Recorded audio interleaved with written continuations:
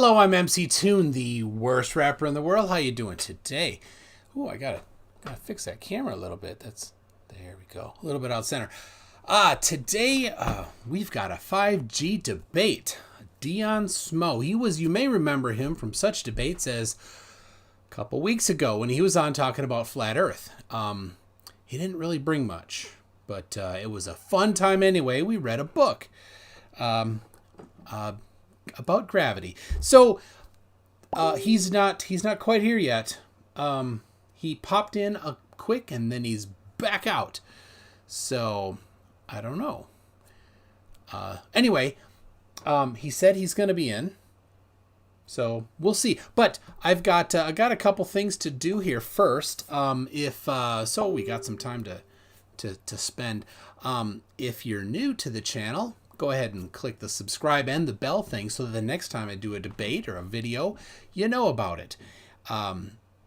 If you think that this was stupid, tell me all about it. If you disagree with me, really, tell me about it. I'll probably pin your comment if you really disagree with me. I'm not going to delete it unless you're really rude. And most of the time, it's not the people. It's the guys on my side that sometimes are too rude. Don't be rude, people.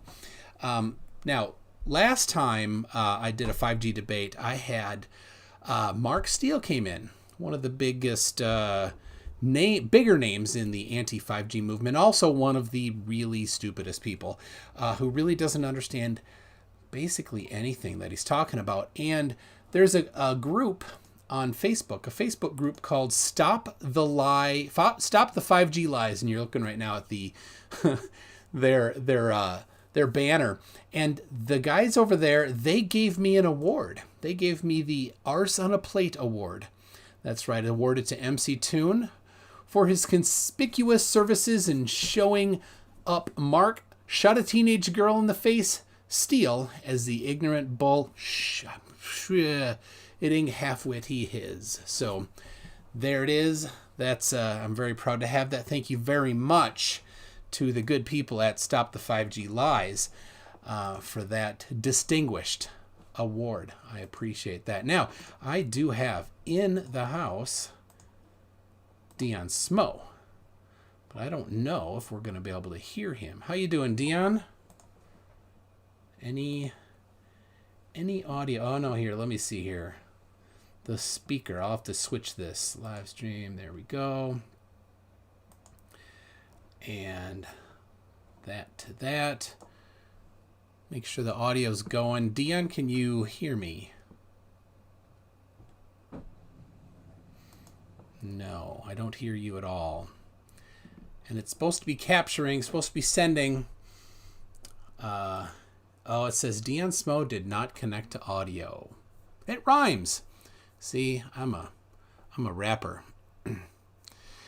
So anyway, we'll try to get that. We'll try to get that on. Yeah, there's let's see who are the flat earthers that wear sunglasses all the time. You got Flat Out Hero. I don't know if there's others, but there are two 5G guys that wear sunglasses. So you got Dion was the flat earther with that, but also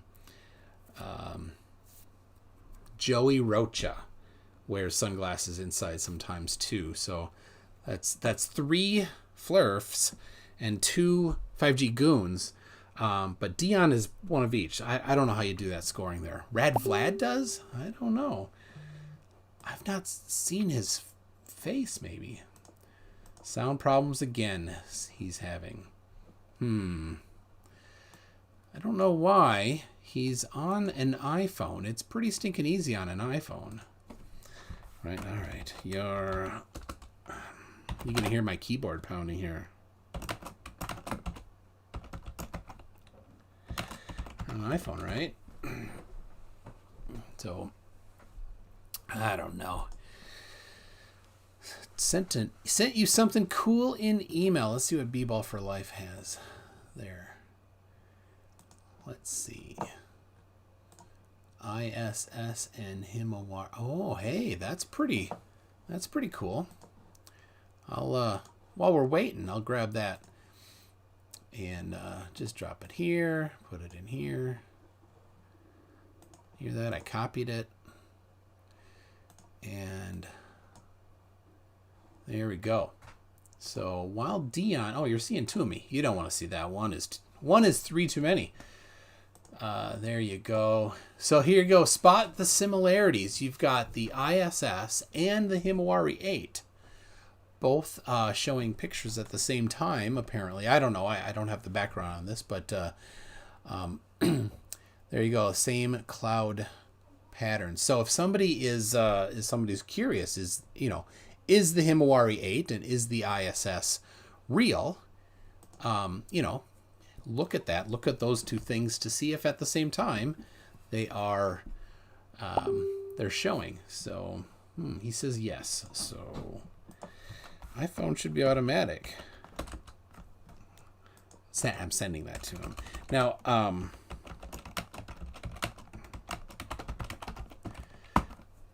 We do have Kevin Ivan Mitchell is in the wings should Dion not be able to handle it or connect, or maybe he wants to leave early. Dion did say he needed to leave early for some reason, or had to keep it short.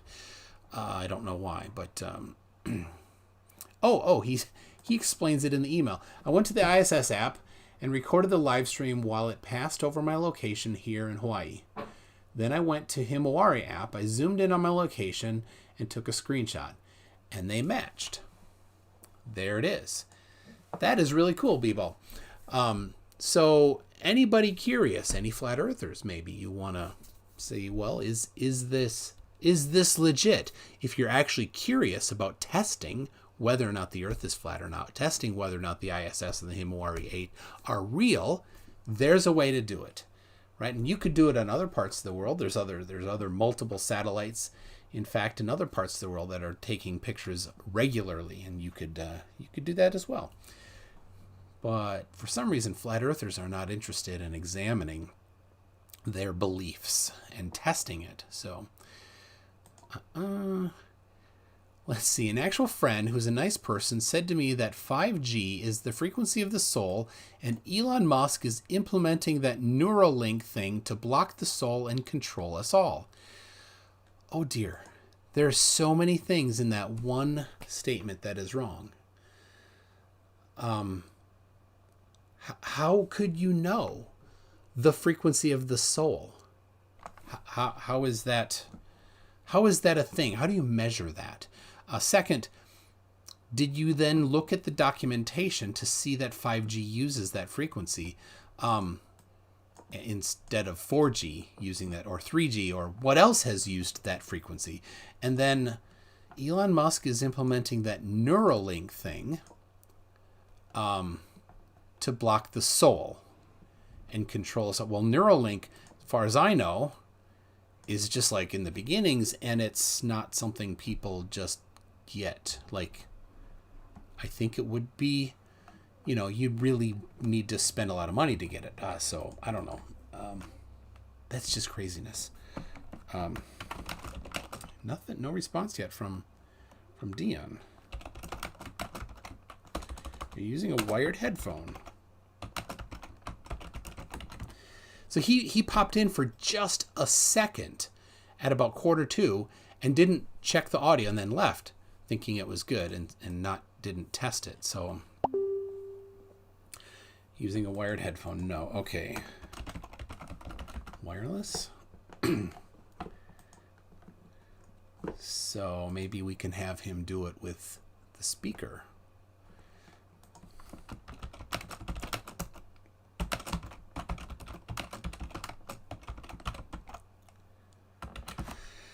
Oh, it's always yeah. Apparently the new Apple iPhone coming out here is going to be 5G. My current iPhone 7 Plus is now 4 years old, so it's due. So I'm looking forward to getting a new 5G iPhone. It's going to be good. It's probably not going to make a difference. There's no 5G where I live at all anyway. So in Minnesota, the only 5G I believe is I looked it up. Maybe it's been 2-3 months, so it could have changed, but probably not. Anyway, it was just downtown Minneapolis and downtown St. Paul, and I got a couple pictures of one of them. A couple of the towers. They're not towers. They're just on just bolted on the side of a light pole, so it's not actually that big. So, how about no headphones, just speaker? I said to Dion, and okay, Dion, I see is connected, and I don't hear him. I don't even see him. So, this happened last time. I don't know what he did. He said it was the hurricane last time. I don't think it was, and it wasn't even a hurricane. So, all right, the plot hole's got to go. Dude, Dion, you're losing him. You're losing him.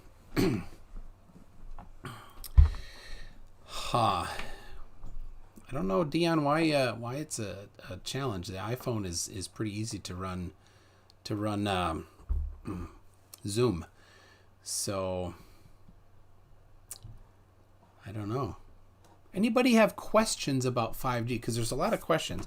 I'll address a couple things that are commonly accused. So if you've seen what's his name? Simon Perry, who was on a bit ago, he likes to constantly post this video called no amount of evidence will ever convince an idiot, which is true. Simon is never convinced, but it's a song about 5G, and in the song the guy says that 60 gigahertz absorbs oxygen and then you'll suffocate. 5G means fifth generation metaphors. So why do globe earthers insist that 5G does not hide the truth of flat Earth? I hope that's a joke. My sarcasm sensor is broke. People, you don't know this, right? I can't tell when people are being sarcastic. So anyway, it means fifth generation. So in that song, it says 60 gigahertz absorbs oxygen, which of course it can't, because 60 gigahertz is photons, and oxygen is two atoms stuck together. What would happen to how would that makes no sense that atoms of oxygen are absorbed by photons. It is insanely dumb. Now oxygen absorbs 60 gigahertz. True. But what does that mean? Well, it just absorbs it, and then it sends it out again a short time later.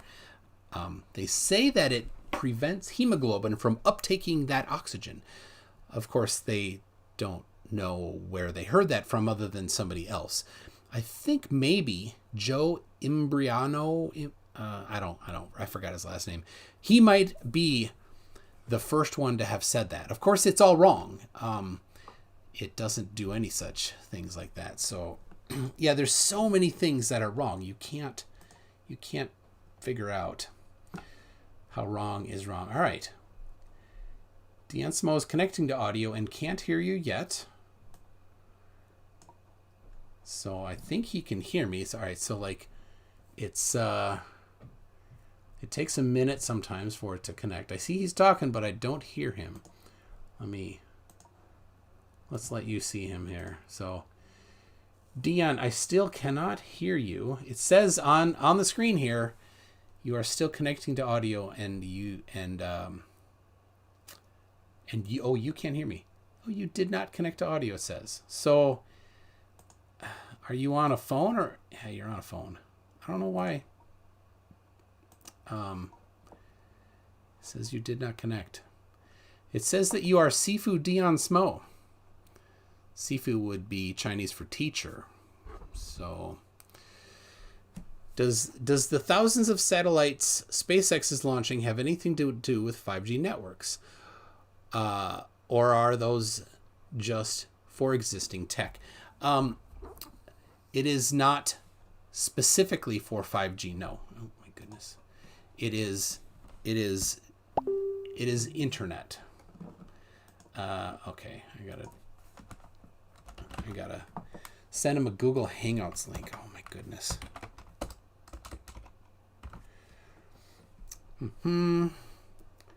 So let's see here. I gotta get the right login. There it is. Join a sharp meeting. I'll have to redo everything. It'll work. It's fine. It's fine. Join now. Copy joining info. So, all right. Let's see if we can get him in.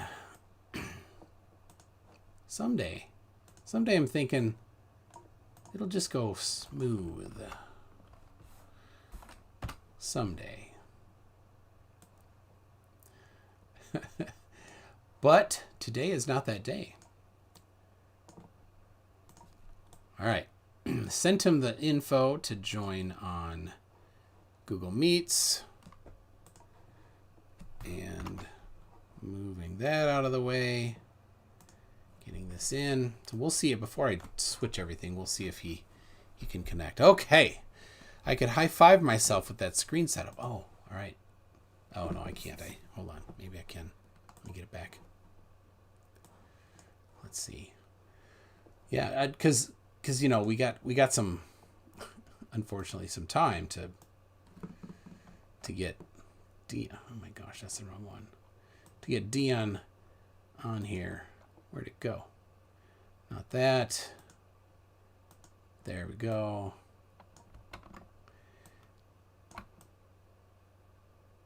All right. High five myself. Let's see what side. I need to high five myself over here. There you go. They're not lined up, people. Sorry. But here goes. I can do it fast and it looks better. Okay. So yeah, I sent the Google Meet link to him. So, Toon, why do the Vikings suck so bad? Dude, the Vikings did well. I mean, they came over from Europe and they kicked some butt over here. I don't know. You mean do bad because they like pillaged and stuff? Well, yeah, that was bad. So, Morpheus, can I have a shout out if you could be so kind? Shout out to Morpheus. I don't know who Morpheus is other than the guy from the Matrix. But I love the Matrix. The first one. The second two, like, meh. You know what I think happened with the second two is they did the movie 2 and then movie 3 was in the works and everybody had tons of guesses for what they were going to do in movie 3. Like every single good possible guess for a plot was guessed. And the Wachowski brothers at the time, they're like, well, we can't go with anything that somebody's already guessed. We need to do something different. Unfortunately, all of the good guesses were taken, so they had to go with a bad plot. So that's my take on why the third one is no good. So let's see. 500 HPC6 says Toon, Minnesota Vikings. Well, no, they were from like Norway, right? Not Minnesota. It wasn't even Minnesota at the time. He's confused. UTB Doug says, if I ever need a filler. So here's the deal, UTB Doug. I appreciate that. And definitely will take you up on that. So what I have Keith Ivan Mitchell is ready. And so if we just can't make it work with Dion, then we're going to switch to I'm going to say bye to him because looks like it's coming. Admit. Here we go. All right, he's in. He's frozen. He's unfrozen. It's dark. Can you hear me? I can hear you. All right. That's good news. Finally. All right. Well, let me get this Finally. figured out. So I don't know if people can hear. Say something again. There. Sifu Oh, they can. Smo is in the house. Can you explain? So while I do this, explain Sifu Smo to people, because they may not Well, know what Sifu means. well, Sifu is a martial arts title, uh, aka it could be master.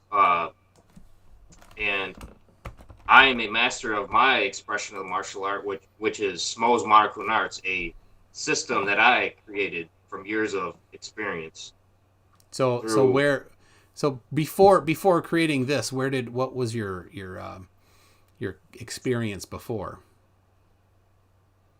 I've had 3 years of Wing Chun, 5 years of Gojo Ryo karate experience. Uh, I'm a blue belt in Brazilian Jiu Jitsu, and I was a boxer for since I was 16. And I've basically just from those arts, I just formed my own system, so to speak. Okay. And I am 3-0 in amateur boxing. 3-0. Usually people wait until they've, gotten 30, 40 years of experience before they kind of make their own. But okay, that's 30 fine. years? Um, yeah. It's a So, all long right. time, I'm in it. Yeah. So, all right. We're here to talk about Agent Smith. 5G. The dangerous 5G. My God. So, you seem to think there's something going on with it. So, could you explain what is the feature of 5G that is badness? Now, I don't think there's something going on. I know there's something going on with these 5G cell towers that are what they're doing is they're turning 5G on at night, and the 5G is spreading. It's killing the environment. It's killing our Okay, insect. let's back up for a second. So, what informs you that 5G turns on at night? They are. The workers have openly admitted to turning on 5G at night. Then they Just at turn it back night. off during the day. Okay, so where are these people saying that? Can we just like pull up the video of them, or maybe some documentation of them saying that they turn it on at night and turn it off in the morning? Well, okay. So from like Sprint or Verizon, the workers have admitted to turning on 5G at night, but then they turn it off during the day. Yeah, you said that already. What I'm asking is for you to show the video of them saying that, or the documentation of them saying that somewhere, not just you saying that they're saying that, but like them saying that. So I'm saying the citation is needed. I've talked to workers personally about this. I have workers who personally work on these cell towers, and they have admitted to this. That they turn it on at night. Yes, 5G. So your documentation of this claim is purely hearsay. Okay, got it. Hey, you guys can believe it if you want, but this shit's going on Yeah. right now. Okay, so now the previous question I asked is, what is the specific feature of 5G that is dangerous? Specifically, that's different from 4G, right? 4G's been around for decades, not decades, but for more than 10 years. So what is different between 4G and 5G that makes 5G dangerous? Okay, well, to back up to your point with 4G, 4G is not exactly all that round safe either, because there's radiation in our cell phones that go Okay. into our pineal gland, which cause, of course, you know, can lead to brain cancer. But 5G. Oh, okay. Well, hold on. Whole Let me write that down. 4G, pineal gland, pineal gland, pineal. How do you spell that? Pineal. Okay, I know. All right. So then I'm gonna do the same thing. I'm gonna need the citation for the peer-reviewed scientific research that concluded that 4G causes cancer in the brain. So I'll just write that down. Peer-reviewed. So so we should ask the cancer patients who have been to the hospital, and they will tell you what the cancer came from. I'm sorry. A patient is not a doctor. A doctor would be the person that could diagnose the cause of the cancer, right? So I don't have any care for the opinion of the patient that says what caused their cancer, ever. No matter the thing, no matter what. I care about what a professional says. So again, I'll ask, where is the peer-reviewed research that concludes that 4G causes brain cancer, as you said? Well, when you say, where do you expect how do you pre-review the research for that? Peer review. Peer. Or peer. So how would you here's research that? So here's how it's you happening. would It's happening. No, just saying it's happening doesn't make it be happening. What you do is you would have a group of people that are exposed to 4G radiation and a group of people that are not. And then you would try to isolate. We're all exposed to it. What's that? We're all exposed to 4G. If you have a cell phone, you have internet. Yeah. So what you need to do, and it's difficult, of course, is to control for conflating variables, and then you want to have a test group and a control group, right? So you need to do these things. Otherwise, what you are saying is not backed by any scientific evidence at all. It's just a claim without evidence. So where do you suppose the cancer is coming from in the brain? There is any number of things that can cause brain cancer. I don't know. Not being a doctor, I could not guess. So if you don't have, actual scientific evidence that this cancer is caused by 4G, then I'll just dismiss it. Well, like I said, like you said, you would need to hear from a doctor, but even the doctor would admit to this legally, because legally they can't put that out there. They can't tell you how the cancer is formed or where it came from. They are paid off not to. Oh, they can't legally tell you what it came from. So where is your evidence that they are paid off? I'll just write that claim down. Doctors are paid off.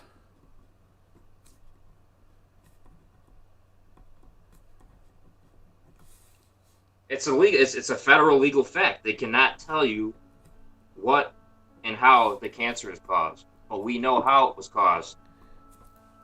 This bullshit radiation in our cell phone. Okay. So doctors are paid off to not say the cause, and your documentation and evidence for this absolutely is where?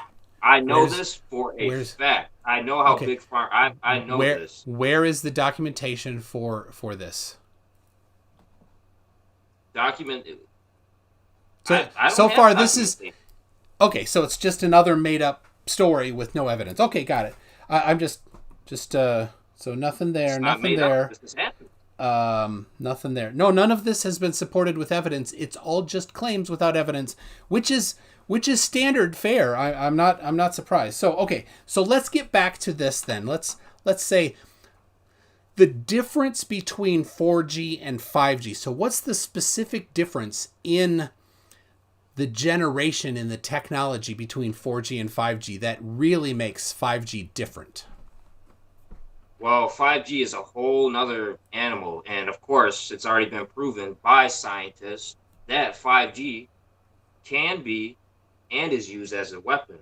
So, all right. And the citation for that then? So proven by scientists Proven by Okay. scientists.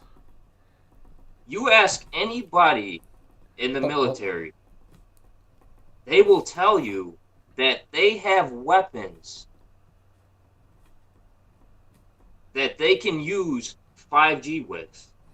okay. And there are Who? scientists Who? in the Wait. military who You're can making it. vouch for this. You're getting way ahead of me. I'm trying to keep up with all the claims that you've made without evidence, and I'm writing them down here, right? So proven by scientists that 5G can be used as a weapon. The truth is really ticking you off, isn't it?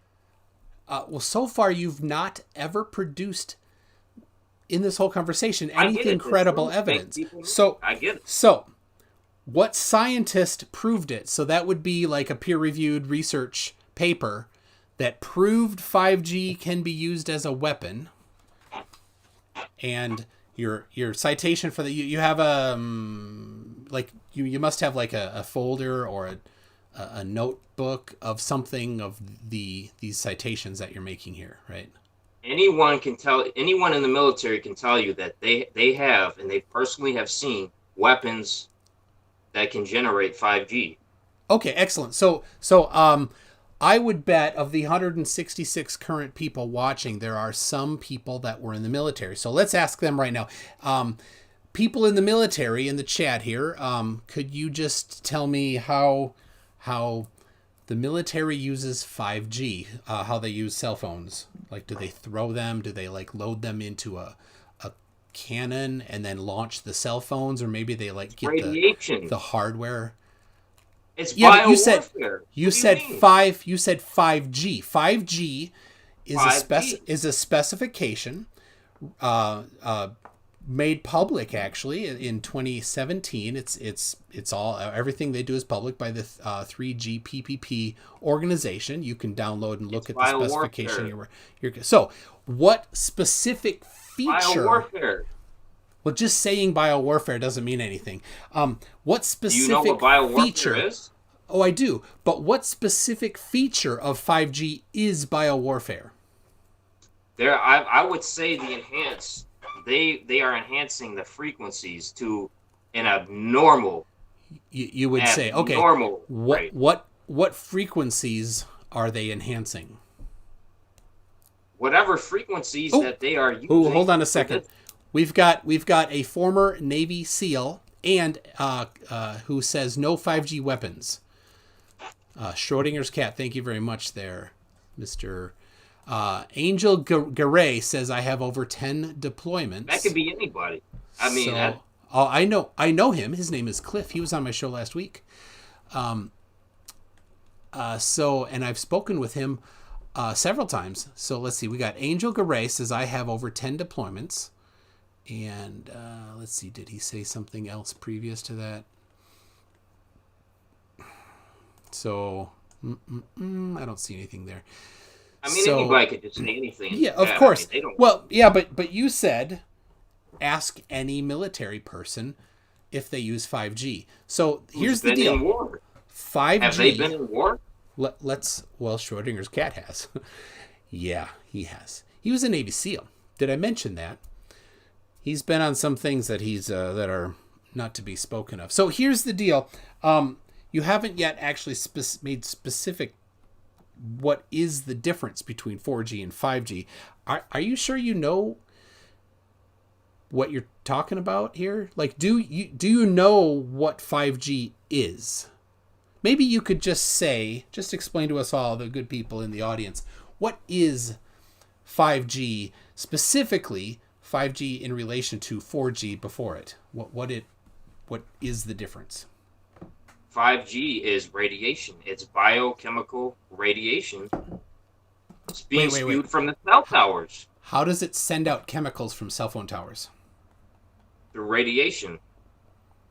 Well, radiation is photons, not chemicals. It's being generated from these cell towers. Yes, radio waves are photons. And yes, they are sent out from cell phone towers.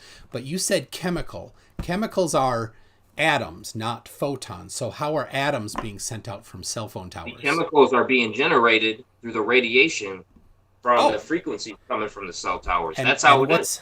And what's the process by which that happens? That photons can generate chemicals. I got to write. This is new. I'm going to learn a lot here. What chemicals? You would be surprised what these guys can do. Yeah. Well, these scientists. Well, tell us. Where I'm waiting. I want to know, how does photons coming out of a cell phone tower generate biochemical stuff? Biochemical warfare, frequency, radiations. Yeah. No, or radiation. Chemical. Now, do you understand, like an atom, right? You got the nucleus and you got the electrons going around it, right? That's an atom, and you put a bunch of atoms together and you've got a compound, right? That is right. Now, that's not radiation. Radiation is photons. Do you know what photons are? I do. Okay, so photons are what comes out of cell towers, as far as everybody understands. And you're not claiming that they're sending chemicals out of it, are you? Like, they're not spraying, like going in the morning, they're replacing like bottles of chemicals, and then at night they're spraying it out. And now you're just saying that produced after. Okay, so the radio frequencies produce the chemicals. Radiation is what's being. So, okay, excellent. So chemicals are produced. I know this stuff is happening because I know workers who work on these cell towers. Yeah, all right. Chemicals are produced the beans from radio frequency. All right, so chemicals are produced from radio. You need What is no? Just tell me the specific particle physics that happens to that the photons are able to produce chemicals. Go. The physics. Yeah, how are chemicals being created by radio frequencies? The chemicals are being produced in the air after the radiation is coming out of the cell towers. I don't know how it's happening. Oh, well, here's the deal, Dion. What you just explained violates the first law of thermodynamics. So it's quite a high claim, right? You're claiming that matter is coming out of nothing, basically, right? Or are you suggesting that matter is somehow being... It's not coming out of nothing. Okay, so photons, then, are converting into biochemicals? From the radiation that is coming out of the cell towers. Yeah, it's converting... Now, the photons are being converted into chemicals. It is an amazingly high claim that you're making there. And so I'm just asking, did your mom have a question? Oh, that was a good one, my mom. No, that was not my mom, but... Oh, okay. Anyway, back to the debate here. So people are saying that you are a Poe. That was a good one, though. That was very original. Dion, are you a Poe? Are you doing this? Are you faking this? Because people are not... What you're saying is too ridiculous. They don't believe that you are actually believing this, that you're just doing this as an act. Is this an act? Absolutely not. This, okay. I believe... you. Okay, listen. So here's the deal. You're going to need to do better than just saying biochemicals are being created by radio frequencies. You're going to have to...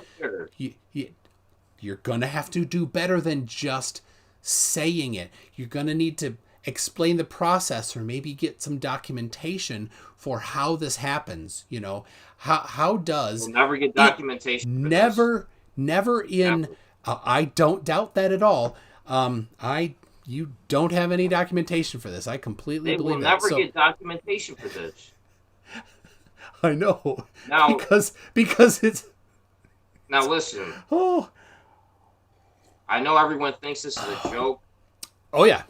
Yep, they do. And that 5G is just somehow, but this shit is real. Like, and you know what? These scientists have been fucking with the laws of dynamics. You don't know what these scientists can do. Oh, I don't. Are you sure? Are you sure that I don't know? You'd be surprised what these scientists can do.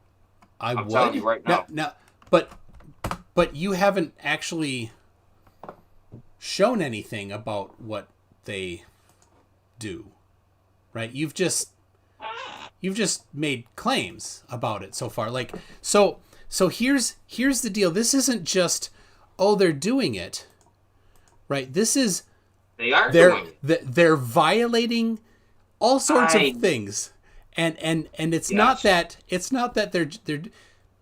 they're doing stuff that's not possible. You might say it's impossible. It is possible, though. Yeah.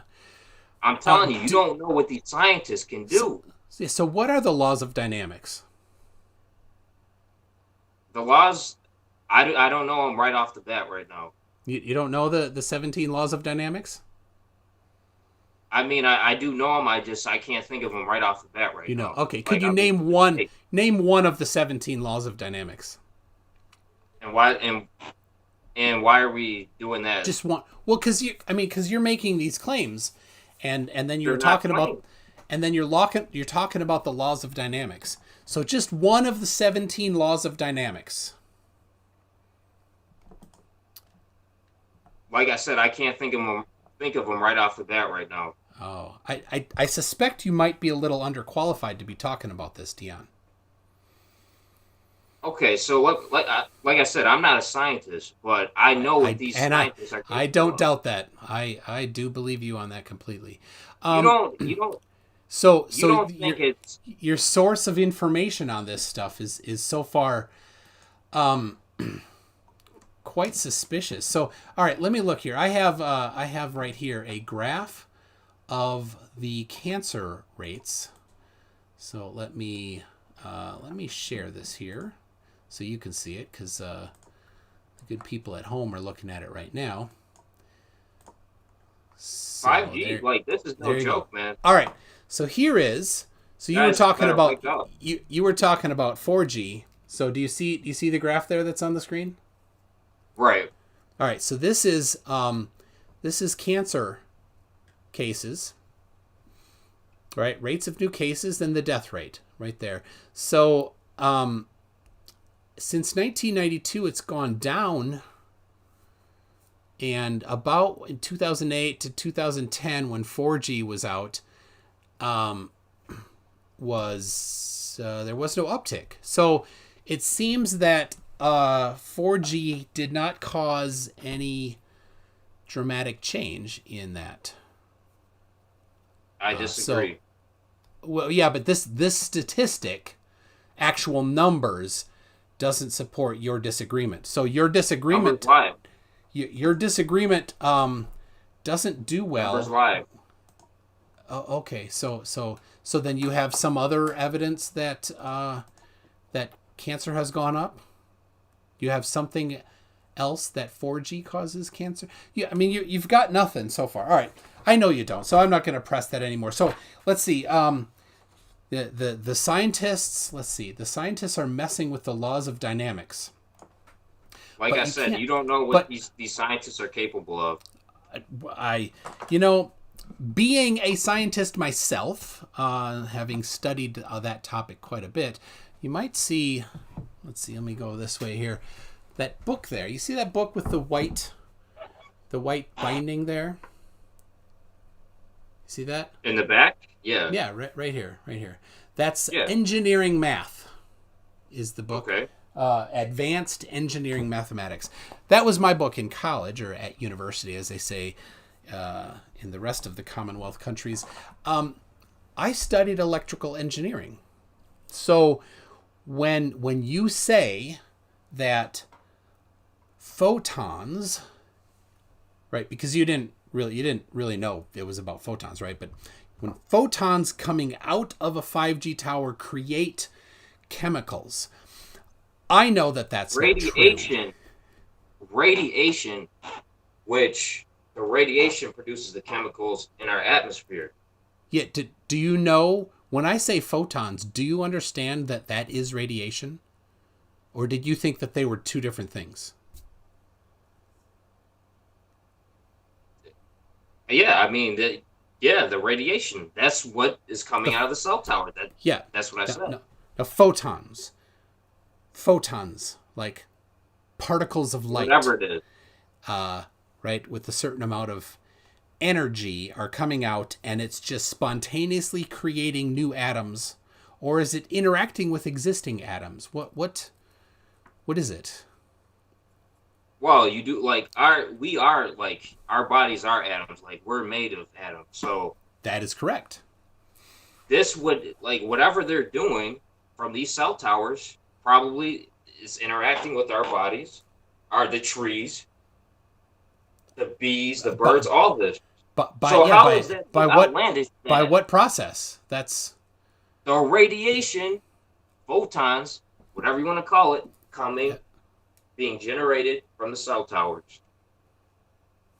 yeah, but more specifically, how is it? Because you're saying that 5G does this, 4G did not. So there's some new feature in 5G that's doing this, but I just want to know the physics by that. But if you don't understand at all, they're raising the frequencies. So higher frequencies does that. So what frequencies are they using in 5G that they were not using in 4G? Now, like I said, I'm not a scientist, so I don't know all the scientific. And I believe you. Yep, scientifical. Yeah, scientific. Yeah, you know. Yeah, I know the scientific stuff can get complicated. Or the scientific, whatever you want to call it. Yeah. I don't know exactly how they are doing this, but I can tell you they are doing something that's fucking with. But if you're telling me this, then you must be getting this information from some peer-reviewed journal, from some documentation, from something other than you just kind of walking around and guessing about things. I'm not going to say too much on here, but I know some people. I know some people who work on these cell towers. They like, you know what I mean? Oh. Like I said, there will never be any documentation for this because they can't. If this ever got out. Yeah. So how many people are in on it?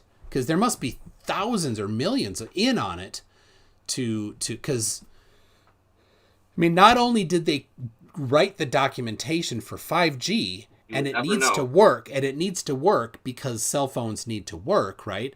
And the people test the new stuff, so 5G needs to work, right? Somebody's making the new iPhone that works with 5G, and they'll test it and they'll find. So not only did they create an actual brand new cell phone network that works, they also intentionally, I think, according to you, created something on top of it so that some of the engineers are completely unaware of it, I'm guessing, right? And then the real engineers they're all in on it. Okay, so everybody. So there's millions of people in on it. And okay, so how really? Millions? And so how are none of them like talking like, "Hey, I kind of feel bad because I was instrumental." That's where you're wrong. They are talking, but they don't release the information to the public, the news, the media. Who's talking? Because if they did, they would be killed. You know what I mean? They would be taken out, or they would, you can't release that to the public. But who's the one that's gonna kill them? The nameless, faceless they. The nameless, faceless they're out they. there, man. Yeah, I can't answer that. But now here's the problem, Dion. They know about Dion. How are you safe, Dion? You know what? I'm not a public figure, so they don't like. Yeah, but neither would just an engineer coming out saying, "Hey, I kind of feel bad. I created a death ray out of 5G, and I just wanted to tell people he's not a public figure, just like you're not a public figure. So he's as safe as you are." He would have to really gain millions of views, and he would really have to put it out on the public. Certainly, get that kind of notoriety. If somebody were to call up CNN, Fox News, MSNBC, ABC, CBS, and say, "Hey, look, I was in on it. I have documentation. I want to spill the beans. I'm in a safe location. I have all the documents. I'll send it to you. Just put me on, and I want the truth to get out there. One of the millions of people would do that because you know what that news station would say, right? They'd say, how much do you want? Because that would be the scoop, right? Whatever news station broke that, they'd be it. So yeah. Here's the challenge. Here's the challenge. Well, once you spill it, it's too late. Exactly. Yeah, but so Dion, what's the point of getting paid off? Dion, to release the story if you're going to get. But Dion, you're saying stuff. I have not called up a major news outlet. Hey, I'm major. I mean? What are you talking about? I'm not major. Ugh, Dion. I'm hurt. But anyway, listen. I am hurt. You don't think it's suspicious that when 5G is turned on, this has already been proven that in California, when 5G is turned on, that millions of bees drop dead. Look, this is all right. I've renamed my channel to Bees News Now. Killed when 5G is on. This has already been proven in California. News Now MC Toon is ready to pull up the news article that proved that 5G killed bees. You have that. 5G is killing millions of bees. Yeah. Or where do I get that? This is proven. Where? I'll pull that up. It's in California. There was a ready. news article in California about this. Go ahead, you'll find it. 5G kills bees. Let's find out where. Fact check. Does 5G kill bees? 5G is turned on, it kills millions of bees. This is proven, and it's a fact. And it's happening right now. Okay, well, if it's proven and if it's a fact, you will have no problem isn't an act, this is truth. Supporting that claim. So this one does not. Sorry, buddy. This one from thestar.com does not support. Oh, sorry, dude. So it must be so again, you've made the claim and not been able to support it. So that's kind of your MO, isn't it? Like to just make claims. Claims that are true. Well, never actually supported with evidence. So that doesn't make them true until there's evidence. So let's look at. I know. Yeah, just saying that you know doesn't also make it true. Let's do it. Let's do a couple things. Let's see what we got here. We got a couple people are wondering about stuff. So let's see. Surgeon. All the Agent Smiths are chiming in. Yeah. Here we go. We've all the who? All the Agent Smiths are chiming in. Agent Smith. There's an Agent Smith. There's a few of them in the chat. There's Agent Smith 2727 is in the chat. You see that? Are you in the chat, Dion? I don't know if you are.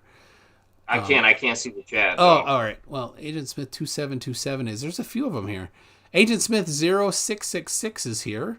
He says, I'm going to be honest with you. I hate Flatardia. This zoo, this prison, this reality, whatever you want to call it, I can't stand it any longer. Agent Smith might be on his way out. He's all right. And the George says Surgeon General's warning, Dion has no idea what causes cancer. Thank you, Surgeon General. I do accept that there. Bella Charge. What causes cancer? Let him talk what causes cancer. Well, and the George said probably has a little better idea, but that's fine. So Bella Charge says, "I'm the biggest pharmaceutical scam in America right now." Yeah. What is? Cancer. Cancer is one of the biggest pharmaceutical, big pharma. Yeah. They're making billions off of right. cancer. Yeah. Okay, they're trying to. They don't know what causes it or what it's coming from. How terrible of them to help people. Horrible. So Bella Charge says, I'm ex-Army, no 5G death laser. So there you go. You got a third guy. All right. Chris Hoffman, for $10, says, Dion, what makes you think your ignorance of science gives you the ability to invent pseudoscience? Pseudoscience. Well, I wouldn't say it's my ignorance of science, but science contradicts itself, and I just know that these scientists have the technology and the weapons to do things that goes against, nature. You know what I mean? No. Like, have you heard of CERN? Like, we have. That's a whole nother. Yeah, that's a whole nother rabbit hole. I'm very familiar with CERN. Let's see. I've got a book. I've got a book here. That's a whole nother rabbit hole. Oh, here it is. These scientists can do shit that. There we go. The God Particle by Leon Lederman, who at the time was the main guy at Fermilab. He talks a lot about CERN in this book. Great book. It's a bit dated because this is prior to the superconducting super collider being shut down in Texas. They were building it and then stopped. But it's a great book to understand the standard. It's a great. Yeah, Dion, you have no idea what they're doing. You're not qualified to even have an opinion because you don't even know anything about science. Dion, what's the standard model of what's the standard model of physics? Can you name some bosons, please? I'm not a scientist. Oh, so you don't know science and you're claiming that they're doing stuff with science that they shouldn't be doing, but you don't know science. Your opinion doesn't matter. So, all right, let's go back. I don't know technical science, but I know whatever they're doing should not be tampered with. Actually, you don't know that because you don't know science. They are. So, what are they? Right. Okay, that's a whole nother rabbit hole. Let's go back to this here. UTB Doug for £5 says you don't know what these scientists do. Well, tell us what they do. Give us information instead of hyperbole. Otherwise, you have no argument. So he wants me to tell him what they are doing in these labs. Well, science, right? So we're not talking about CERN, we're talking about 5G. So you said you don't know what these scientists do. Well, Dion, you tell us what they do then, because you must know better than us what they do, because you are the one trying to inform me and us what they do. So what do they do? Not just hyperbole. Tell us what they do. Now, I can't tell you exactly what they're doing because, you know what? I don't know how to build a cell tower, but I know workers who do know how to build cell towers, and they have spilled the beans on what they are doing and what they have been doing during this lockdown. Setting up these 5G towers. But what do 5G towers do? You don't even know the difference between 5G and 4G. You just said frequencies, but you don't even know what frequencies they're using. But what does that have to do with the 5G towers? Well, you said they're using higher frequencies. You don't even know what frequencies they're using. So you can't even say they're using higher frequencies because to you, they're using frequency mustard and they're changing it to frequency toaster. Is toaster higher or lower than mustard? Don't know. Whatever frequencies they are generating in those towers is it's not higher. Safe. How do you know? It's gotta be. Where's higher. Where's the documentation for that? You will here's never the get deal. documentation for this. Well, they can't actually, release it. Here's the deal, Dion. You can't get documentation. You don't need. You don't actually need it. There is documentation. I know you don't need it. But here's the deal. Here's the deal. There is something called a spectrum analyzer. Do you know what that is, Dion? Yeah, that's the tool they use to get the to not measure, but to find out how much frequencies are generated through the south. If I'm thinking of the right thing, if I'm thinking of the right tool. Okay.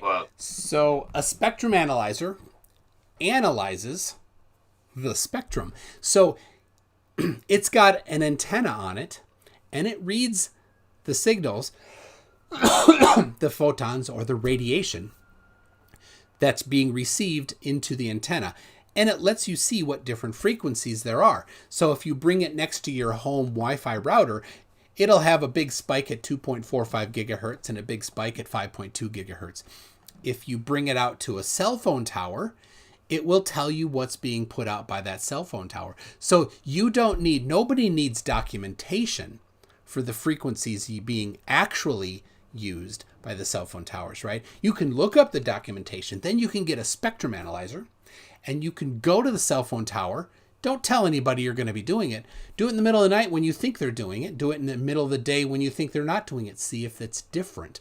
Then you'll know, because you can just straight measure it. So the documentation, then you can find out if the documentation that they have published is right. And if it's wrong, big news. That's big news, Dion. Because the FCC in the United States says you're only allowed to broadcast on these frequencies at this power. Right? You believe that? I believe that there is documentation and rules about that. And so if do it's you believe wrong, they're keeping their word on that? Yeah, because they get tested. So if they do it wrong, if they violate it, they violate it, big fines. So all you need to do is to get probably pretty stinking famous and maybe wealthy would be to find where they're actually breaking the law and then, bring it to the FCC. I'm sure they'd be quite interested to see that a cell phone company is breaking the law. It's a big deal. Huge fines. That information would never get out.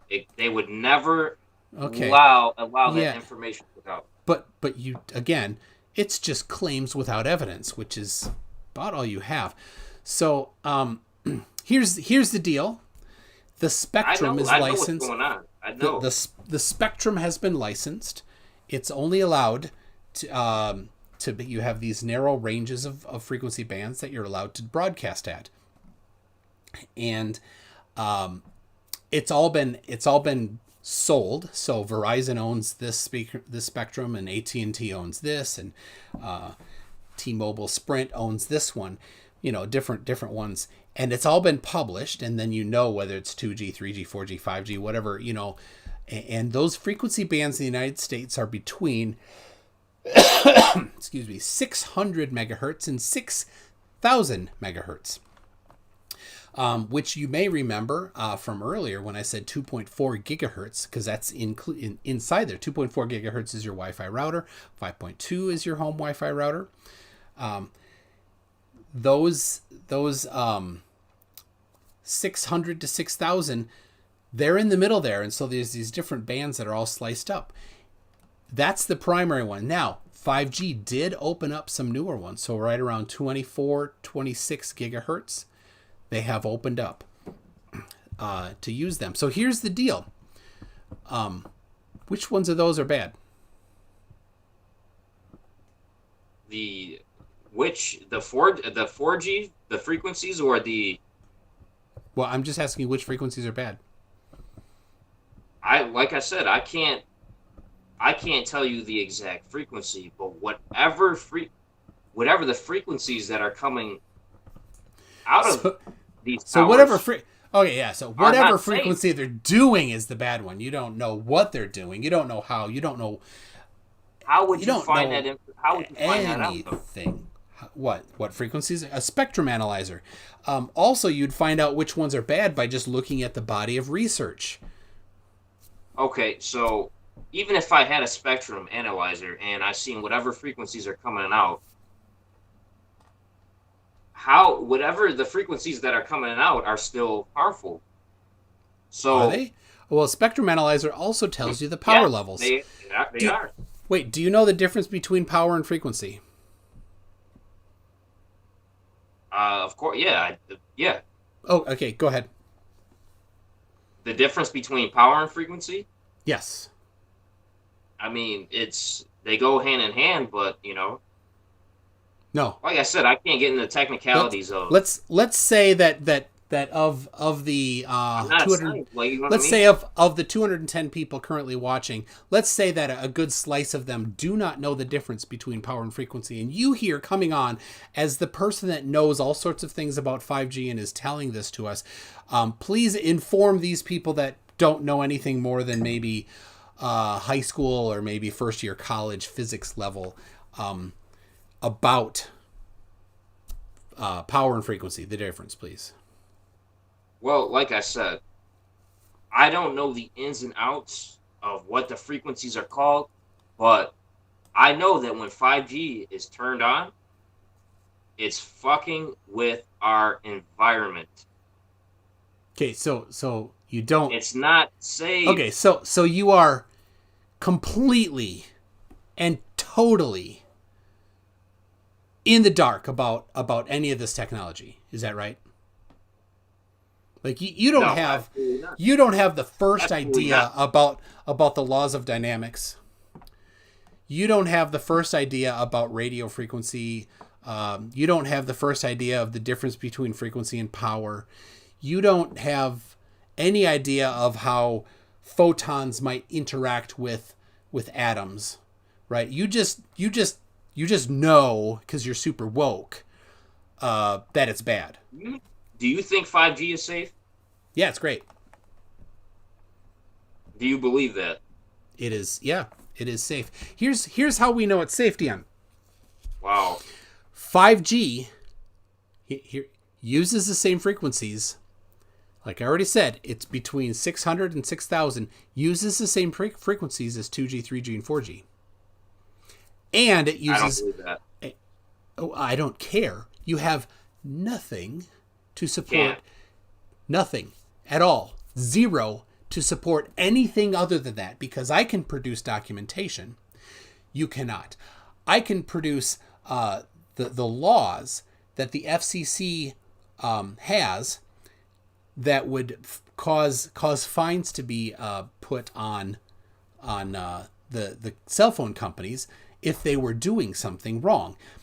We have documentation from the cell phone manufacturers about the frequencies that their cell phones will function at, right? And that makes it safe. And you have. That makes it safe still. No. You have documentation. You have nothing. Now, here's where. That makes it safe? Where. No. I was talking about we know the frequencies and power levels that they use because it's documented, it's enforced, and it's measurable. Okay. Now, what makes it? What gives us? That doesn't make it harmful then. Here's our confidence about why it's safe. There is a large amount of evidence and peer-reviewed evidence about what different frequencies do to biological things: trees, plants, bees, birds, mice, rats, monkeys, and people. All of these things have been explored and documented, right? And here's the deal. Okay. Here's the deal, Dion. Because you don't know the difference between frequency and power, right? Wow. You're completely in the dark about the difference between frequency and power, right? You don't even know what power is measured in, right? Like I said, I don't know the technicalities. You don't even know the units that power is measured in. What I'm saying is, Dion, I'm making the point that you are wholly unqualified to even have an opinion on the matter because you don't understand the first thing about it. An opinion. There is nothing about 5G, nothing about electronics, nothing about radios, nothing about antennas, nothing about any of the stuff that you know about. Nothing. And you don't even have any evidence to support any of your claims. So here's the deal. 600 to 6,000 megahertz has been studied. 4G's been in use for over a decade. And as we saw, the cancer rates flat. There is a large amount of evidence on that. You can go to my website, mctoon.net/ICNIRP, where there are 39 studies documented. And it's a link to every one of them except for one, which is no longer published, so it doesn't matter. It was a meta study. and it was only a provisional one. So there's 38 studies that you can link to and look at that covers broader even range of frequencies that have been explored than that. So you can look at those research and studies and see what different frequencies do at different power levels, because they're different for all sorts of biological organisms. I'm not. Yeah, I know I'm you're not not. Yeah, interested in doing that because I understand you don't want to learn about it. That's fine. But so here's the deal. How do I know it's safe? Because it's been studied. There's the citations.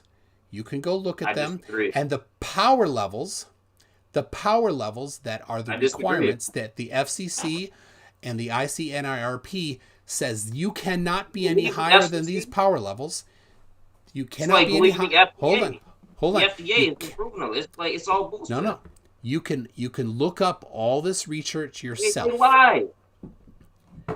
No, you don't know. You didn't look at them to know that they lied. If you think that one of those studies is a lie, look at the study.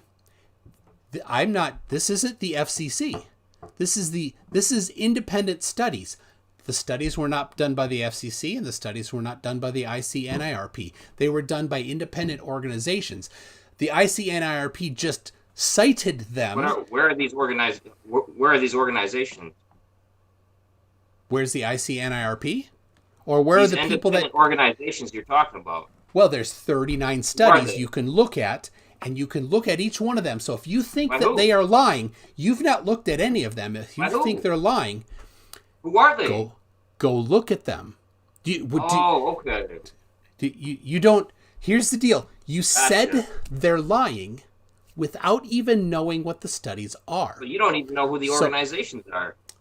Of course, I do. I don't have them on the top of my head, and if we wanted, we could go over them right now. It's pretty boring. So here's what I'll do, Dion. Go to my website, mctonet.net/5G, and you can get to the ICNIRP one because those letters are a little bit more difficult to remember. So there you go. You cannot say that those are lies because you didn't look at them. So that's how we know 5G is safe. There have been studies. Yes. Can I ask you a question? Go ahead. Since these 5G cell towers have been put up, why have our trees been dying? Well, it could be the Polynesian striped maggot. Did you check that? What makes you believe that? Did you check? But did you check to see if it's the Polynesian striped maggot, or if it's 5G, or could it?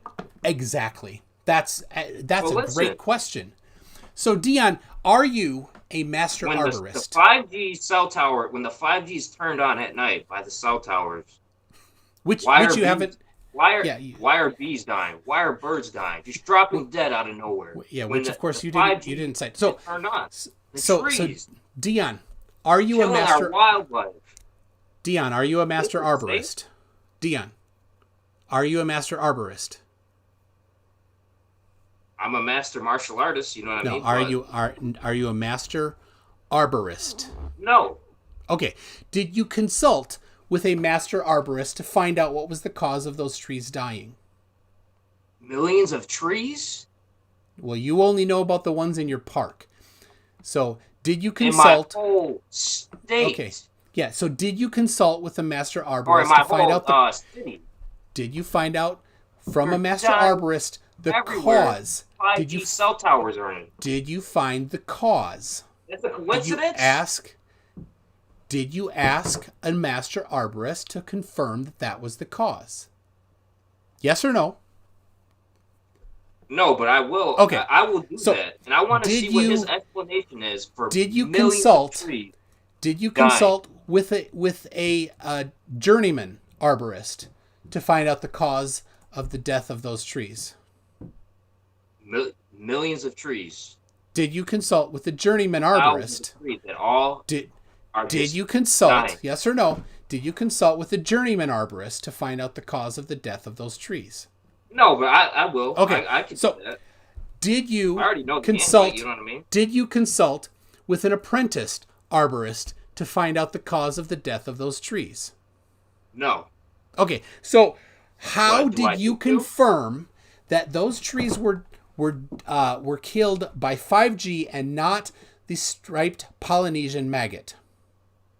Because this has been happening all year from January to October. Okay, but how did you eliminate that it's not the Polynesian striped maggot? Because What why? Okay, it's kind of suspicious that when 5G cell towers are put up and they're turned on at night, that these trees, like this didn't happen. None of these trees were not dying like this last year. This did not start And you until have this year when the 5G towers. you have were put up. documentation of this. I don't need it. I don't need documentation for it. Well, of course you do. Of course you need documentation for a claim like that. That's ridiculous to say you don't need documentation. Of I have course enough you do. intuition That's and ridiculous. discernment I don't. to know. I care nothing about your intuition. I care nothing about your. I just Discernment? feel this. I don't care Discernment? anything for. I care nothing for your discernment. I care for Wow. the documentation. Your discernment is worthless because you're not a master arborist. Right? So, yeah. All right. Well, let's go to this. Gary Little says, "Oh my gosh, when I was a kid in the 50s, there was a Popeye character called Shmoo. I see a lot of parallels." Popeye, that's actually a good cartoon. I like that cartoon. It is, yeah. And what we're about to get here from Mark Beiser for $6.66. Hail Santa says, "I figured him out. Oh my God. He's a real life wimpy low. They taught him wrong as a joke. Hail Sagan." There you go. $6.60. He's probably a Satanist, I bet. I believe that Mark Beiser is an atheist. So, Mark, you can, That's you can another. say that or not. I see where he's gone wrong there. Yep. Yeah. So, all right. Mr. Unite for the Children for $5 says, "When 5G was turned on in my city, I got an erection that lasted for more than 4 hours and had to call my physician." Wow. Truth hurts, man. Can you imagine? 4 hours. That's actually good. So, all right. 5G does have a positive. There's always a positive in everything. He's kidding. It didn't really happen, Dion. It's not Oh Cialis. yeah, I'm saying, I It hope doesn't he's put kidding, but Cialis that in would your be system. cool, though. Oh my That'd god. be dope, though. All right. So Big Daddy Sheep NZ. Now, Big Daddy Sheep NZ, and NZ would be what? What's NZ, Dion? Well, when NZ? somebody's name is Big Daddy Sheep NZ, what do you think that NZ is standing for when he's got sheep in his name? No, NZ, not ink. Big Dad. I don't know. Like, what do you mean by that? I don't get it. That means he's from Middle Earth, right? He's from New Zealand. Oh my goodness. Right. Yeah, you didn't. All right. So he says, scientifically speaking, you're a Poe, and he misspelled your. How? See, I don't get how people are saying I'm a Poe. Like, this is. I don't get it. Like, that's. Somebody I've else never said. even heard that Somebody word else before. said you lost a bet and your friends made you do this. Yeah. All right. PhD Oh yeah, I'm a Tony. shill. Let me tell you, I'm a shill. That's for sure. No, Poe, not chill. Poe.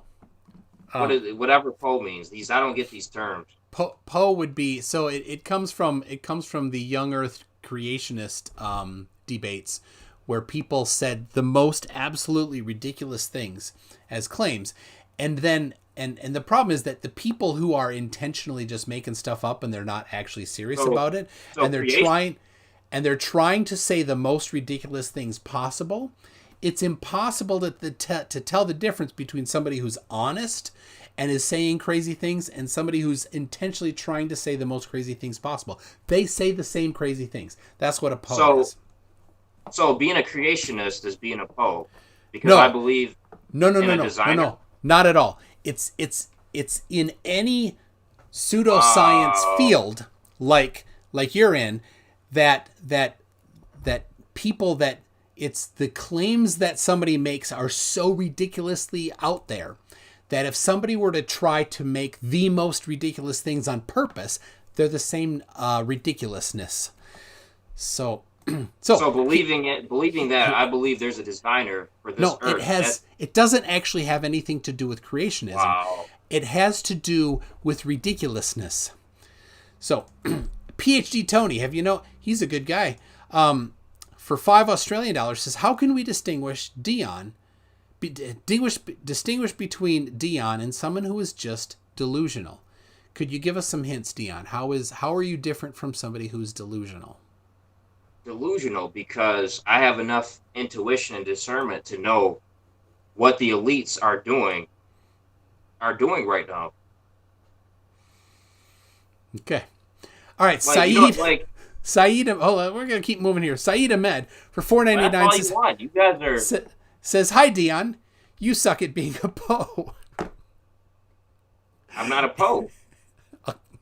You're not funny, and your ignorance, real or otherwise, is embarrassing. Get a life, thanks. Wow. That's from Saeed Ahmed. So, yeah, it's a tough crowd. Probably another atheist, I bet. I don't know. So UTB Doug, you talking to somebody there?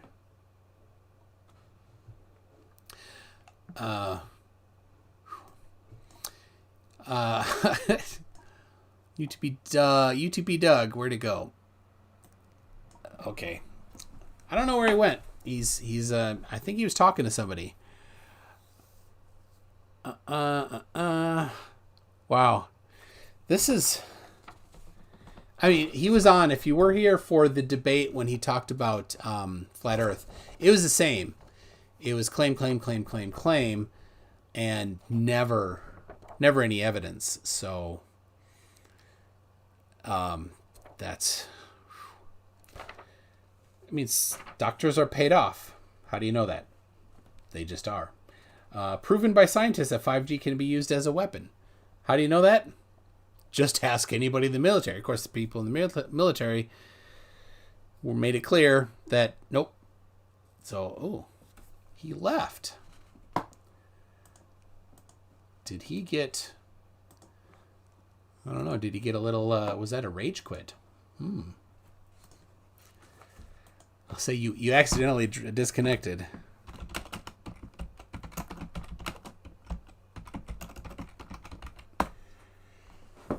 So,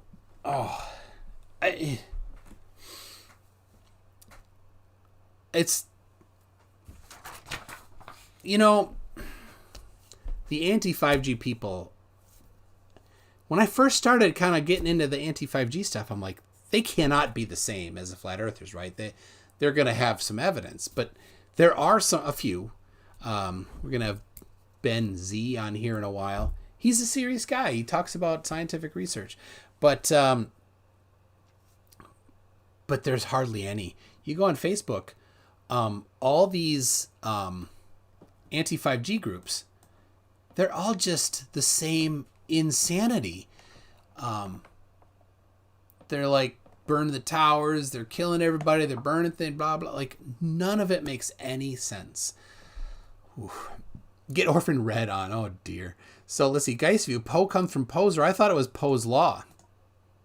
A guy named Poe. It was his last name. So, yeah, I don't like calling them all Poes. Yeah, that's a good one. Mr. Payne 123. So, stop calling all conspiracists Poes. It actually illustrates your lack of understanding of the psychology of conspiracies. That's a great point. Jess says, your camera's coming in super good now. What did you do? All right, I'll show you.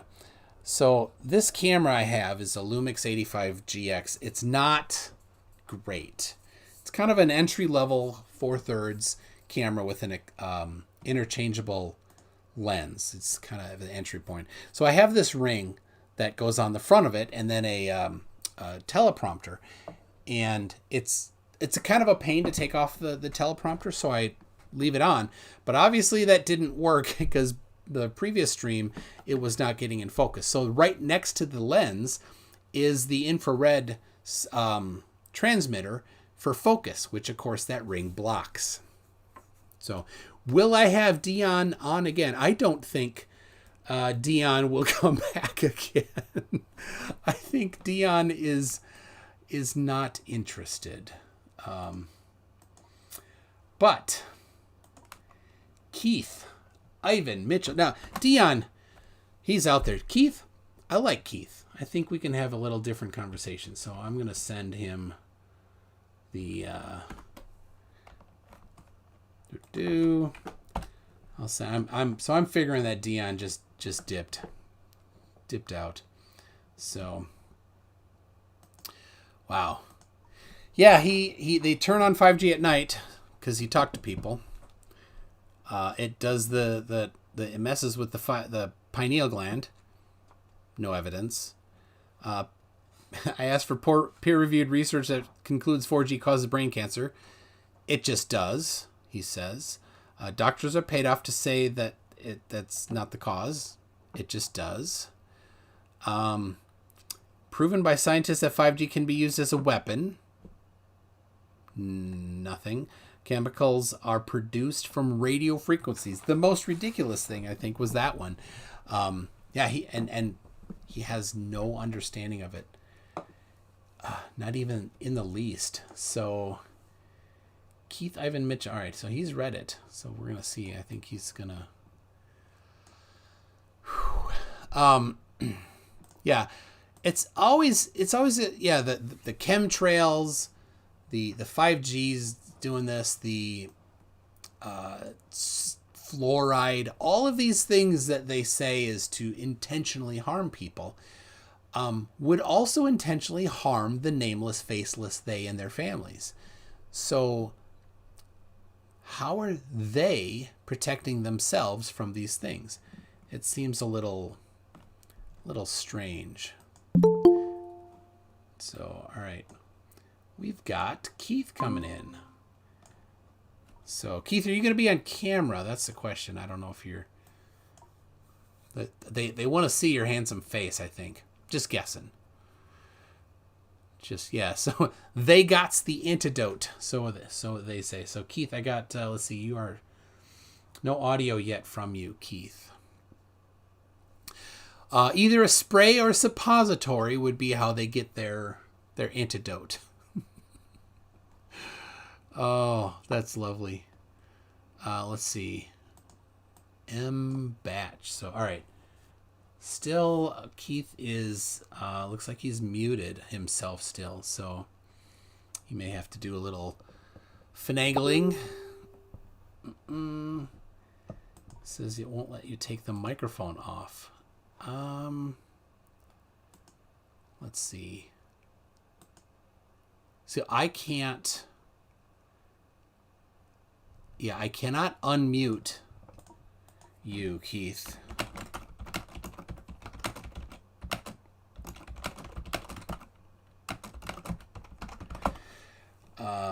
So I'm still using Meets, but I could switch back to Zoom.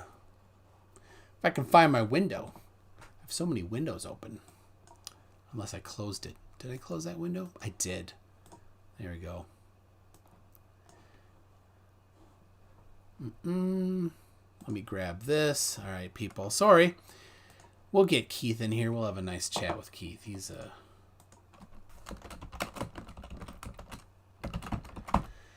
So he's a flat earther. I had him on before, and he was nice. And so we've been talking. I misspoke his name once recently, and he's like, "Hey, let me come on. We'll talk and stuff." So, Kenneth Schultz. First of all, what is cranium made of? Calcium. What does high frequency not like at all? Calcium or chalk? Radio waves and calcium does not like each other. Brain is safe. What does high frequency not like? Well, anything that's dense. And the higher the frequency, the worse it goes through things. So like if you want to block 60 gigahertz, which they all think is so bad, this would be pretty good to block it. Oh, Dion says his iPhone cut out. He did not rage quit. Oh, he's coming. He's going to come back in, people. So Keith, stay in meet. See if you can get your microphone figured out.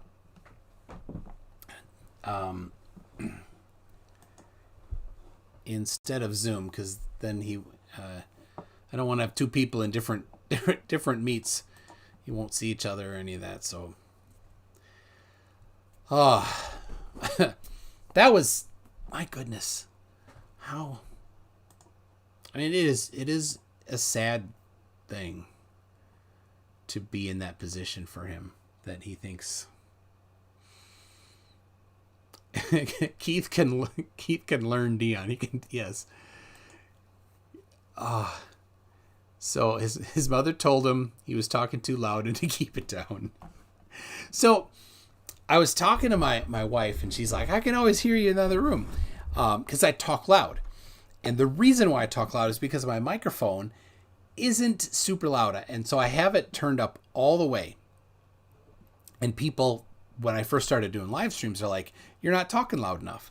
So I have myself up all the way, and I have the volume, try to equalize it down a little bit for the guest. And they still say you got to talk louder. So like, I've gotten used to talking louder. So if you saw in the last stream, I'm looking for a new camera. I'm borrowing one right now. And so a friend of mine who used to be a professional videographer for weddings, but got out of that. It's a tough racket. He said a lot of the new camcorders, you can plug them straight into USB and they just are a webcam. I'm like, oh, that'd be perfect. And even better, I could have a microphone that plugs right into the camera, so there isn't any synchronization issues between the audio and video. So I'm like, that might be really good, but I need a ring. I need a ring so I can put this on for the teleprompter. So that's the challenge. Anybody who's out there who's wondering and has a recommendation, a camera, maybe a camcorder, that all I need is USB into the computer. So to have an HDMI to USB is an additional step that I'd love to be able to avoid. I'm using that now. I have a Elgato. So Inversquare, get that mic by your tonsils and you can speak normally. Yes, Geistview, you're correct. And I thought about that, and I see a lot of people that have the mic right in their face. And I'm like, I just didn't want that. So what I'm thinking is I'm going to get a shotgun mic. So anyway, Jess is asking, before those tab cans become empty, did you actually drink the inside contents? I did back in January drink the actual tab, and my kids all had a little bit. I don't like cola at all. So yeah, and Keith, if you can get in here, if you can figure it out, give it a shot. I don't like cola, so I'm not a good judge. So I did not enjoy the tab. So I actually have two unopened cans right over here. That I don't want to drink. Still, are there any ketchup chips left? There are. I don't really. Right there. You don't want me to eat them. They're gross. So, I use a tie mic. I got an eBay for $3. Works great. I have a lapel mic. I did somewhere. No, not there. I do. That might work. I mean, I could use this thing too. So, all right.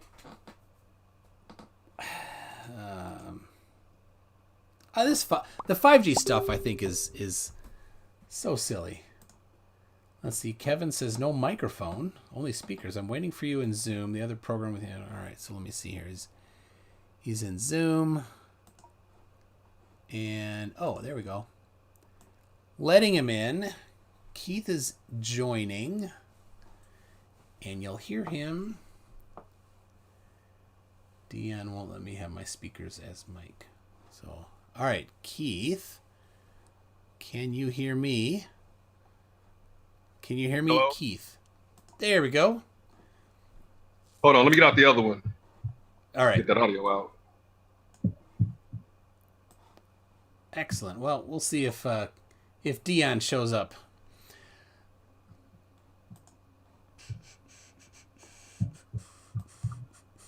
Okay, you here? You there? I am. Okay. You've been going pretty good there. What happened? That was fun. He says his what did he say? I'll read it word for word. He says, "My iPhone cut out." So, give me a second. So I don't know. He's trying to come back in, but if he wants in, then that'd be fine. Let me read a couple things here before we get on to what you and I are talking about. So, UTB Doug for £2 says, Dion, how did you find out about this conspiracy? Apparently, he's talking to people installing stuff. I don't know. Saeed Ahmed says, Dion, how much does it hurt to be this ignorant? Fohammer 335 says, Dion, where would I go to lick the 5G? Also, the owner of ESI, who is an 80-year-old martial artist with gout, could stomp you into the ground. Oh, he invented his own martial art. I mean, I did that when I was in middle school, but then I realized I wasn't any good, so I better, learn. And I studied. I'm a black belt, 2nd degree black belt, and I haven't done it for about 2.5 years. So, but I've been doing some self-defense training for people, and I'm like, yeah, I still remember all the moves. So, let's see. Conical Reason for $6.66 Canadian says, how did you manage to find the living embodiment of paranoid delusions? Somebody sent me to his YouTube channel, and he's on Facebook as well. So, Glober Mom says, wow, Miss Cleo move over. Dion should start a psychic network since his intuition is that good that he knows for sure how trees died. Oh, I know. Flunchy for 2 Canadian says, tell this guy I say pose are dumb, Mactoon. Flunchy, you're so sweet. Jess says, dude, Dion, tell mommy to use the crapper outside. I don't know if you're watching, Keith, but I'm pretty sure he's in the bathroom. It looks like there's a shower curtain right next to him. Yeah, probably better audio or something. Yeah, that's the best room for audio for sure. Aaron Armstrong for 5 Australian says, this is more burying Bev. Bravo. And then once more, 4 not more. So this is for burying Bev. Bravo. Well, thank you very much, Aaron Armstrong. And we're caught up. All right, Keith, I said your name wrong. I said Williams instead of Mitchell, so I'm sorry for that. I it's important to get names right, and I always try hard to do that. So Keith Ivan Mitchell, yes. I appreciate it. So you wanted to come on and just have a chat or something. What do you think? What do you think about 5G?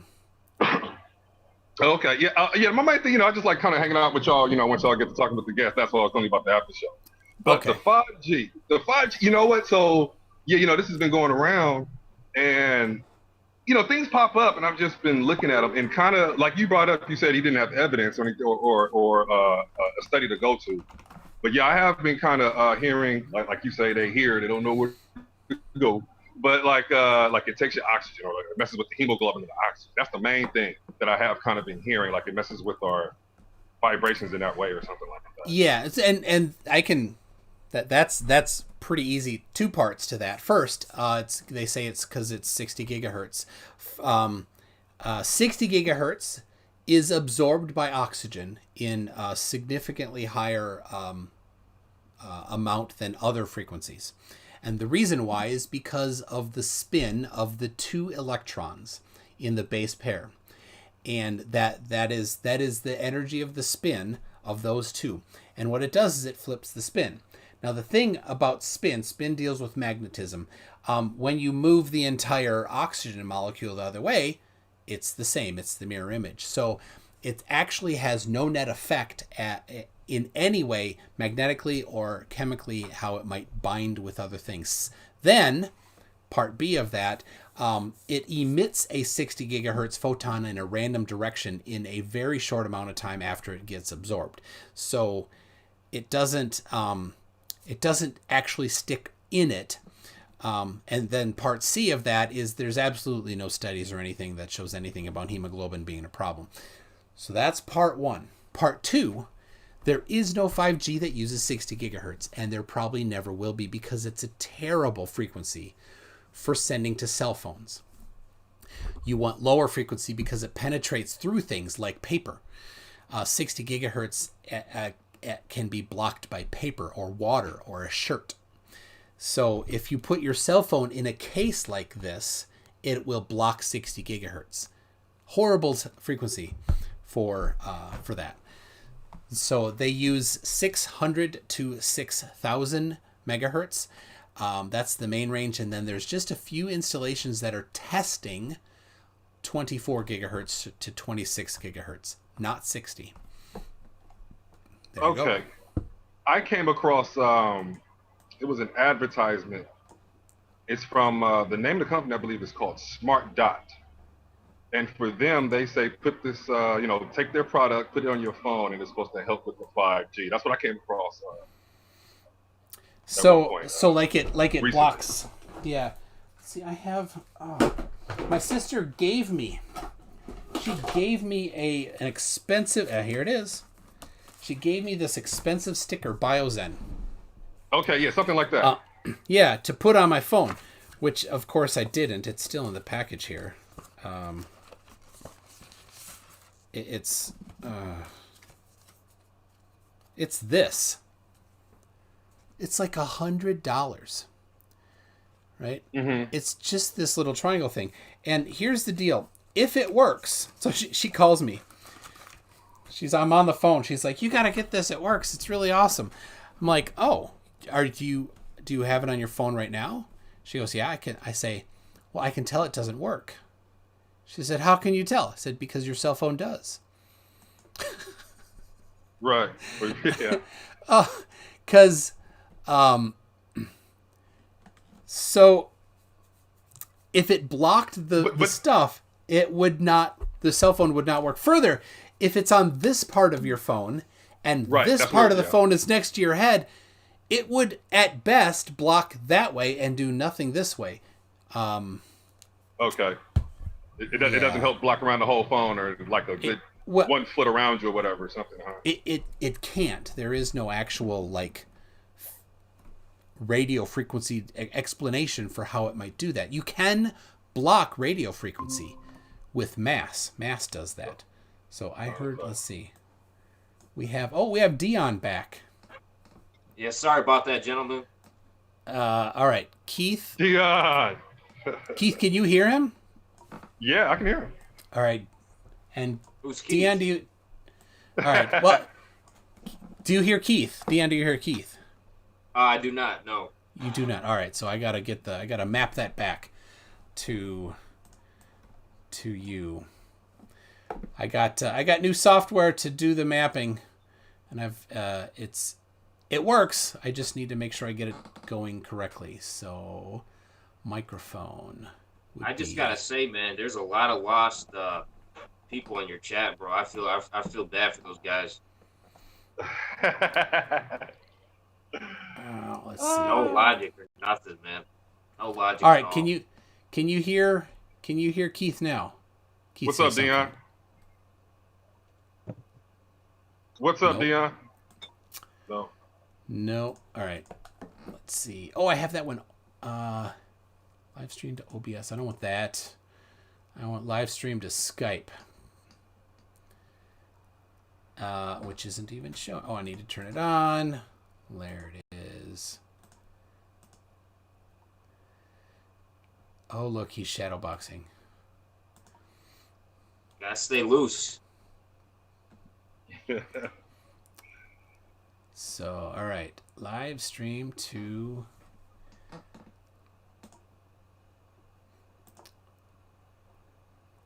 Mick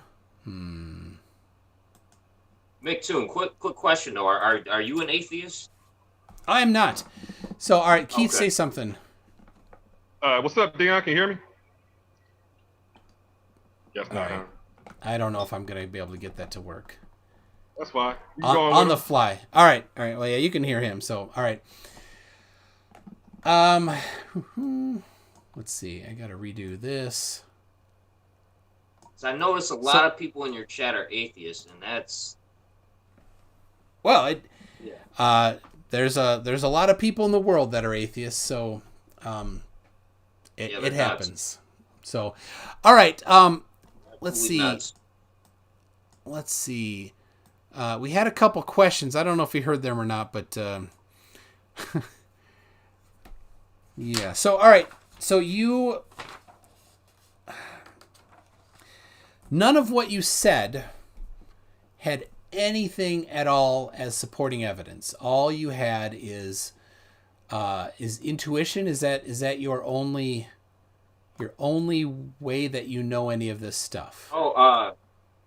Yeah. I've only talked to workers who work on cell towers for a living and have actually built these. Well, I guess that's not. Yeah, I mean Well, that's all. That's all the evidence I have. I have also spoken to the people that install them, the people that design them, the people that write the software for them, and they say, well, no, we just implement the specification from 3G PPP, and it's a radio frequency based communication protocol. So, the thing is, if you're going to make a positive claim about what it is, and So not what time do they turn on 5G say at night? If you've spoken with, they don't turn it on at night and off during the day. It's on all the They time. they do. But you don't have evidence of that. They have admitted to this. Who is they, and where is this documentation? They turn on the 5G Where? at 9 o'clock. Where's the documentation? Yeah. Where is Documentation. this? They have told me this. Where is? I don't care what they said. I want to see Verizon something other than workers they who told me have that. installed the 5G. The 5G towers have told me this. This has come from their own mouth. Was it because they were testing it, or was it Whatever. I get they say testing it, but we know. So testing it on. so they're testing it. So they're just testing it at night. Okay, so that makes perfect sense to test something during certain specific times. Okay, so that's not anything malicious or nefarious. That's just normal. You test during off hours. I write email software now. Our customers are all around the globe, so we don't really have an off hour. But at night we have less volume because our primary customers are in the United States. So we have a little bit of an off hour. But definitely, if you're in a town at 9 o'clock at night, people are going to bed. They're not using the network. So if you wanted to do some testing that might affect your other stuff, you do it at night. That's normal. So you don't think that taking out millions of bees when 5G is turned on, again, you're going to need to show the documentation that was caused by 5G. Bees who are a very important part of our ecosystem. You're going to need to show. You're going to need to show. Delicious? You're going to need to show that was the cause. All that you have is a claim. So where's the documentation that 5G caused the bees to die? Because it was turned on, and they've dropped when it's been turned on, and they just dropped dead. I don't know. Again, that's not suspicious. Where is your evidence? It's just a claim with nothing to back it up, Dion. Nothing at all. Claims without evidence. It's on my bingo sheet. Claims without evidence. Well, then you would have the link. I searched for it, and the first link on it was, that's not true. It's a common myth, but it's not the truth. So, and you said proven. Say that. Now, if you're, of course they're gonna. Yeah. So here's the problem. You said it's proven. I don't find, and you're like, just search. I searched and didn't find it. When 5G is turned on, now, Dion, bees drop dead. And now you need to support that claim. People have seen this with their own eyes. They've captured it on camera. Bring it out then. Where is this documentation of people confirming that Videos are out 5G? there. You gotta look for them. They're out there. I've seen them firsthand. Dion. Oh my gosh. You think this is just awesome coincidence that this is happening? I think that it's pure BS is what I think it is. Yep. Yeah, Well, so I mean, now it happened in where? In your state? no, this particular case happened in California. Okay, so 5G only kills bees in California. It does not kill bees in wherever you I'm live. I'm sure it's happening all across the nation. You're sure? Of course you're sure. Okay. So you don't How actually do you have think any fires are starting out of nowhere. just How do you because think these fire. forest fires are starting out of nowhere? Well, if you had evidence, then you could make a claim. Without evidence, I mean, come on, it's just another claim without evidence. let's use our brains here, guys. Flat Turd says, I work nights and I'm always having data issues due to maintenance because not many of us are up. This guy is a major cockwaffle. I'm surprised he even know. Like, what is a cockwaffle? It's a British term more.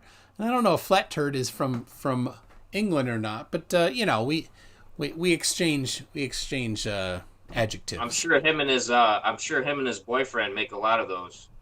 Yeah. And you're sure of that? Okay. So. I have a feeling. So Teflon Tom says MC Toon just threw up the 666. I'll do it both ways. I don't know. Do you know Teflon Tom? Teflon. Oh hell yeah, Teflon Tom. It's one of my followers. Is he? Oh, okay. Yeah. Excellent. I'm glad to have one of the Smo crew here. All right. Real good guy. He's a good dude. Sounds like it. There you go, Teflon Tom. How about this one? How about that? Or can we do this? So I don't know what these. I can't do gang signs. My fingers don't do that stuff. So maybe I can just do these things. So. Well, are you in a gang? I mean. I'm in the Toon Squad. You're a good rapper, though. I have to tell you that much. No, I'm the worst rapper in the world. So, all right. So Dion, do you have actual evidence for anything? Like the higher, you don't even know what a frequency is versus power. You don't know what frequencies 5G or 4G uses. You don't know. I mean, you don't know anything about this, Dion. Really. I mean, this is just silly. I'm not a scientist. Yes, we all know that. We're all painfully aware that this is all way over your head. But you're making scientific I know enough claims. to know that you whatever's don't. coming out of these 5G towers. But Dion, you don't. You don't actually know enough, because here's the deal, Dion.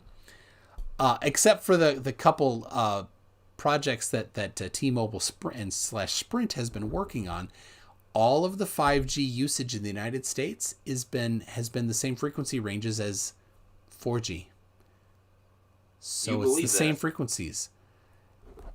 Dion, if you don't have any evidence to support it, then anything you say is meaningless. I'm just asking you if you actually really believe that. What they're telling you. Absolutely, because it's big fines if they get it wrong. And why would they why would they send out at another frequency? What's the purpose? Why would Verizon intentionally send out RF frequency not just Verizon, it's all the at night? It's all There's the three major ones: Verizon, AT&T, and Sprint / everyone. T-Mobile. So which one? So there's an executive at Sprint who's like, "Hey, let's be sure to turn on 5G at night and do it at a frequency that we didn't buy in at auction. It's going to cost us more money for the hardware because you can't use the same hardware; it's different antennas. Where it's going to cost us more money in electricity, and it's going to cost us more money in in software and labor. So why? Okay, so what if I told you that executive is being instructed by somebody higher up, more powerful than he is, more richer, and he could be supplying him with the money to be doing this? Why? Why? To carry out their agenda. Why? We are in the New World Order right now, man. Why? What do you Dion, mean, why? Why? All of this extra effort and all these backroom everything. Oh, to kill people like themselves because they live in this world and all of this stuff will get them as well. And it's a pretty rotten way to kill people. Haven't you heard of depopulation? Because it's not working, Dion. It's depopulation. Not been we are in that phase. Yeah, again, more claims without evidence, Dion. This is all part of the agenda. Why? Why? We are asking why. Why what? Yeah, you don't. All right, so Titanic Terrarium says, I've had a 5G router in my condo for years and nothing has ever happened, aside from my ability to teleport objects, and I grew horns. So, I mean, he's got that going for him. And then Titanic Terrarium asks again, Dion, can 5G make a straight person turn gay? I mean, that's outlandish. That's out there, but they did do a study that the fluoride in tap water actually does turn frogs gay. No, and that's don't say it. Oh, you said it. Nothing to do with 5G. That's got nothing to do with 5G, but that Keith, he just said water turns frogs gay. Fluoride. Oh, I think I have heard about the fluoride. I don't know about water. I think I have heard about the fluoride. I don't know if it's true. Oh, I've heard. God. That's got nothing to do with 5G. Oh my God. Oh, that's so awesome. Hey, research it, man. Oh, laugh all you want. Oh dear. Every time that somebody says research it, I find out it's not true. They did a study in the lab on this. Of course they did. And you'll not have the link to it, or if I search for it, I won't find it, but you'll tell me. Oh my goodness. But if I gave you a link, you would say, oh, that's not true. Well, you said they proved it, so that would suggest to me that it's going to be like a peer-reviewed publication.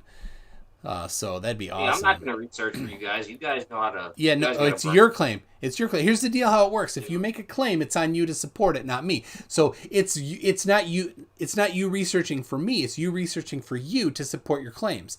So a claim without evidence is just dismissed. So again, Titanic Terrarium says you just can't out-stupid these people. Raflal. There you go. You got a Raflau out of him. I'm surprised he didn't give you a Lamau, but he went with the full. He went with the full Raflau. So yeah, that's an Asian term. It is. Oh yeah, an Asian term. Lamau. What? Yeah. What do you mean? Lamau. I mean that's. Lamao. Yeah. Yeah, since you're pronouncing it, it sounds Asian. Lamau, that sounds Asian. Oh dear. Okay. Yes. Diabetic War Slug says Alex Jones would be so proud of Dion. Are you a big fan? I am. That's one of my dream. I would love to do an interview with Alex Jones. I'm sorry. Wow. I'm a huge Alex Jones supporter. Yep. It totally makes sense. Yeah, and of course, Alex Jones is the king of making claims and having nothing to support it. So, I mean, David Icke, Alex Jones, they're both like, they're trying to be the king of making claims with no evidence. So, maybe one of them will come out on top. I have I have an email address to contact David Icke. I'm going to see if I can get him on. I don't know who that is. Yeah. Oh, he's the Alex Jones of England, basically. I thought that was Mark Steele. I've No, heard of Mark Steele before. Mark Steele is specifically 5G, but David Icke is everything. He thinks he's Jesus. He prophesied the end of the world in the late 90s. So he's got that going for him. You know, he's wrong about a prophecy. That's not actually a good thing, is it? So David Icke is a shape-shifting reptile. You forgot the shape-shifting. So does Alex Jones say this stuff about 5G? I don't think he's because they took Alex Jones, they terminated his channel, so I haven't seen him speak on 5G yet. Okay, so but I'm sure he knows I'm sure he knows what's going on. He really does not know what's going on. So all right, I don't know. You've kind of run out of anything. I mean, you've just had an unending stream of claims without evidence. Hey, if you wanna call it claims, that's fine. You guys are gonna believe what you want to believe. That is absolutely the definition of you saying something and not having anything to back it up. It's a claim without evidence. So, all right. Does anybody have any more questions for Dion before he goes and we get to Keith, who's here for a little more of a friendly talk and maybe have some good smart stuff with Keith here. Let's see. You guys talk about formulas and math equations and all that good stuff. Of course. Keith is big into trigonometry these days, right? And what do you use trigonometry for? How does that affect when are you going to use trigonometry in your everyday life? Well, it depends on what you do. Unless you're building a goddamn skyscraper, you know. Well, yeah, I mean, if you're just what is it that you do for a living, Dion? Well, I am an entrepreneur. I own my own house remodeling business, and okay, so you would use trigonometry when deciding how much paint you need in a room. You'd use trigonometry when maybe wondering, well, how tall is that the top of that antenna there? Basic math. You could use trigonometry for that. So, all right, we've got a couple.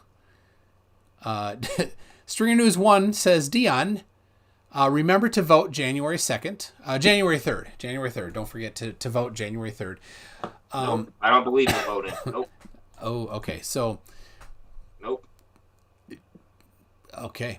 Doesn't exist, I guess. So, Titanic Terrarium says, Dion, if I put a frog in a closet, do you think it would ever leave? A frog? I mean, probably. I mean, I don't. Obviously not. I mean, I don't get the joke of that. That's. Okay. Wow. Oh. All right. Some real winners in that chat. That was a good one. So yeah, Big Daddy Sheep NZ. Now here's the question. The final question for you, Dion. Are you a fan? Do you prefer Scottish sheep units or New Zealand sheep units? Which one is the best unit of measure? I mean, who uses? What is that? I mean, I just use the metric system. Yeah. You do. The units for. I mean, this is America. Yeah, it's America where we use the metric system. Right. So why would I need to use Scott? You know. Yeah, like furlongs. I don't get it. Right. So what? Let's see. Oh.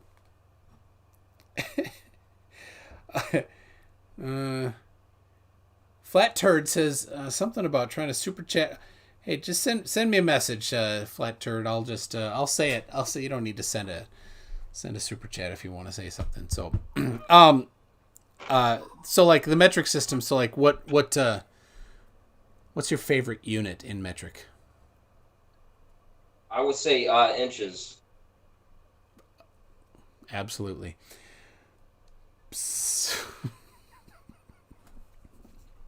Here we go with the math questions again.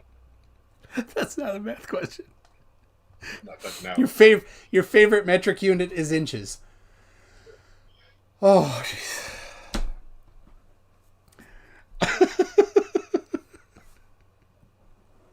Oh my goodness. All right. We've got Nezu Kamado for $4.99 says, as an official 5G mind control engineer, I can tell you that they do not affect trees. There you go. Just as good of a word, just as qualified of a claim as the ones you've made. So he said he's some kind of 5G. He's a mind control engineer. A 5G mind control engineer. An official. An official 5G mind control engineer. So I mean, you can't argue, right? So I disagree. Well, no, I mean, he's an official. Did you not hear what I said official? So people are wondering why are you wearing sunglasses indoors? I don't know. I like the look. Yeah, let's see. I might have. Oh, here we go. There we go. I do have a light. I do have a light sensitivity too, though. So. You have a what? A white. What do you have? I missed that. Light sensitivity. My eyes. The cornea. Oh. Yeah. Okay. Is that caused by the gay frogs in 5G? Once again, that's got nothing to do with 5G. That's what the floor. So Mark Beiser says, as a disinfo agent for scientism, I can confirm that 5G is mostly harmless. Again, that is undeniable. Again, he's supposed to say that. Yeah. So Mr. Payne123 says, Dion, is there any evidence that MC Toon could give you that would make you ponder your 5G beliefs? I mean, I would say no, because I just, there's no getting to you guys of what's, if you guys don't think it's harmful, use all the scientific evidence. What does it matter what I say? Yes, it's scientific and radicue evidence, both. But the evidence with what's going on in our atmosphere, when these towers are turned on, when 5G is turned on, throws all nothing that out happens. the window. Yeah, nothing happens. I mean, that's... So, Dion, here's the question for you, Dion. Because 5G is going to be turned on. Right? It's gonna. It's already been turned on. Yeah, absolutely. And so when that happens, and these lots and lots of people that you say are going to die don't die, will you come back on and apologize for having the wrong information? Well, I'm not saying you're pretty safe. You're pretty safe because if 5G is really out there to do what you say it's going to do, you're the top of the list of people that are going to, that's going to be you, because they are going to have to do that. So you're pretty safe should, a year from now, when 5G has been deployed much more and there hasn't been all of these deaths, as you say, including you, would you come on and say, I'm sorry, I was wrong? Like I said, again, I'm not saying everybody's going to die, but it's going to affect different people. So it's not to depopulate the world. Depopulation is a real agenda. Bill Gates has admitted that publicly. No, he's not. But yes, he has. So what's going to happen? No, he's not. So what's going to actually happen then in a year from now? How can we know whether or not you're right about your claims, right? So if a year from now, when 5G is out everywhere, what's going to happen? It's already here.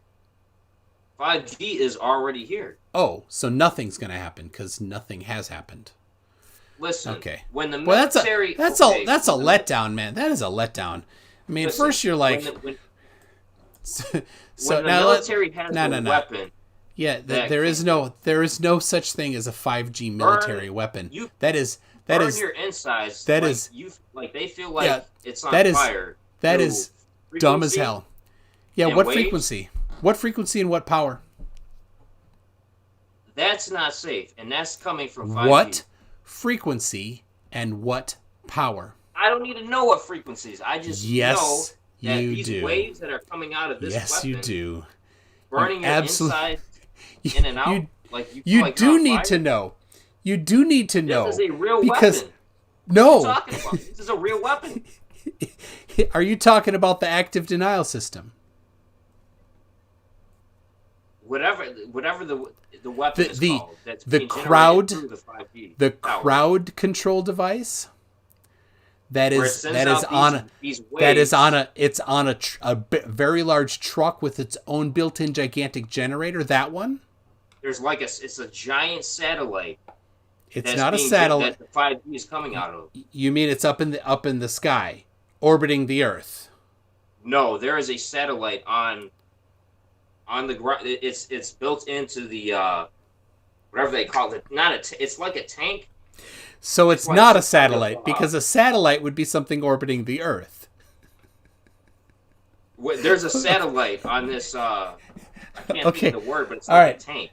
Oh my gosh. A satellite is... The definition of satellite is something orbiting the Earth. So it's not a satellite. It's just a piece of hardware. So it is the active denial system. It exists. It's a crowd dispersal device. It runs at 95 gigahertz. The highest 5G proposed is 26 gigahertz. Nowhere near the range.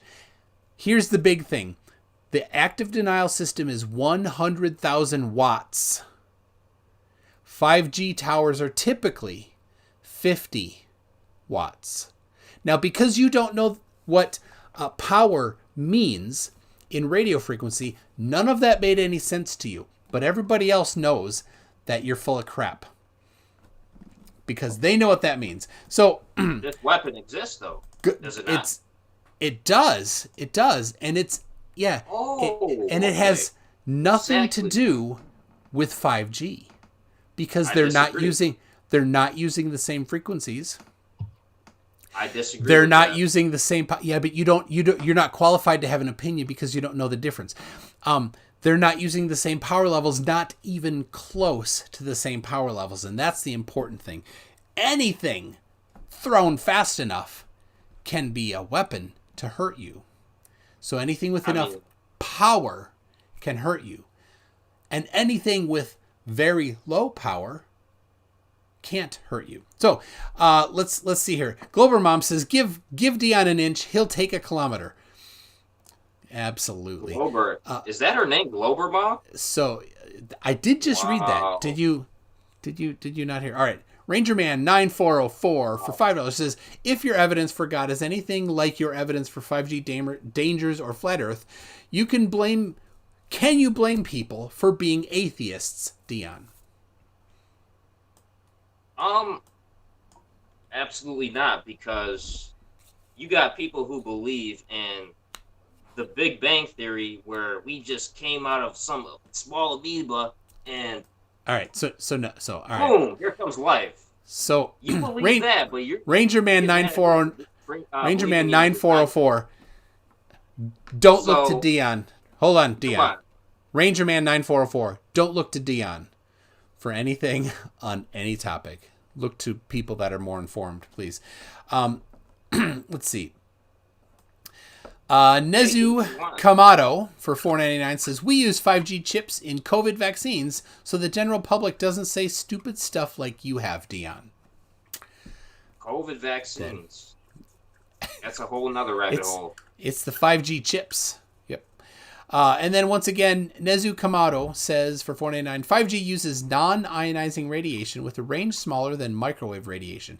Your experience You experience non-ionizing radiation every day through Wi-Fi. So are you using your phone on Wi-Fi right now?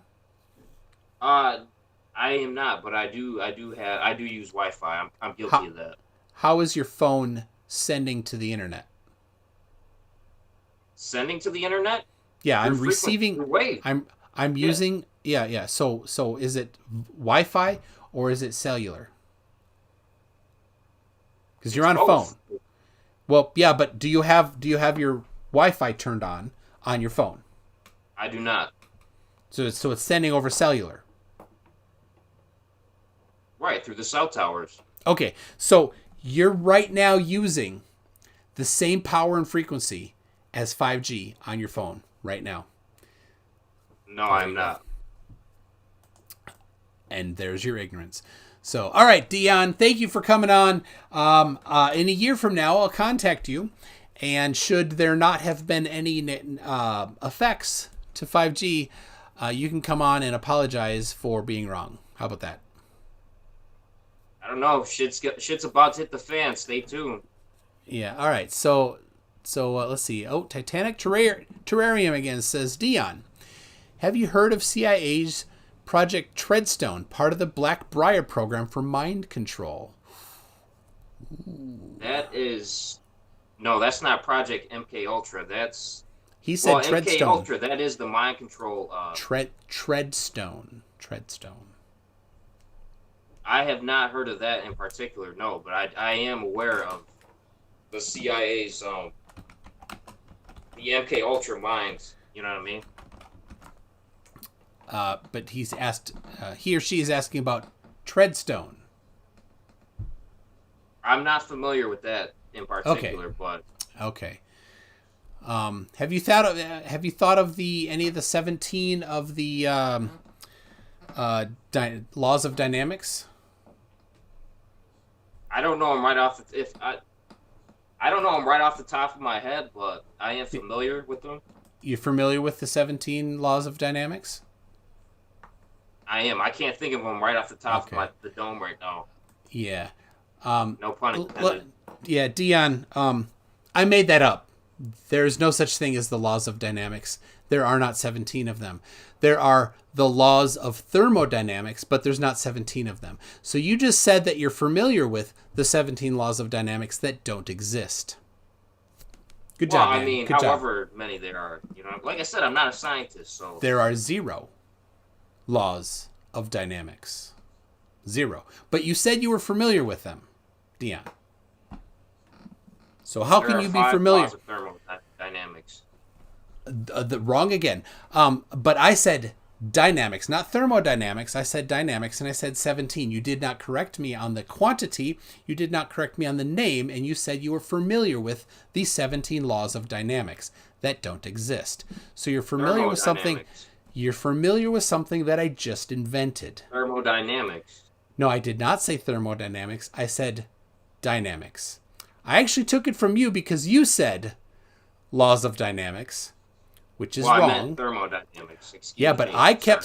But I said the laws of dynamics, and you did not say the laws of thermodynamics. And then you said you were familiar with them. I used it several times. So Dion, I kind of exposed you there. And you still said, you still got the quantity of 5 for the laws of thermodynamics, which is also wrong. How have I been exposed? What's this got to do with 5G and how it's harming the human race right now? Because you're just making stuff up, Dion. I'm not making anything. And I completely confirmed it. So, hey, you gotta believe what you want, you know. Definitely none of what you say is what we're gonna believe. So, my goodness.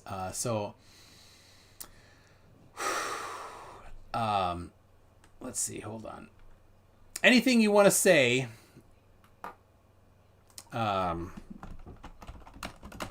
Before you take off. No, I think that's it for me, man. It was nice coming on the show. Oh yeah. So yeah. One more question. So what about Project Torchwood? Are you familiar with that? I am not familiar with that. All right. Well, yeah, definitely look into Torchwood. Let's see. Oh, we got a couple more. Nezu Kamado says, we just came out of some small amoeba. That's by far the dumbest explanation of the Big Bang cosmological model. That's what you atheists believe, though. That is not what atheists believe. Actually, that's what they believe.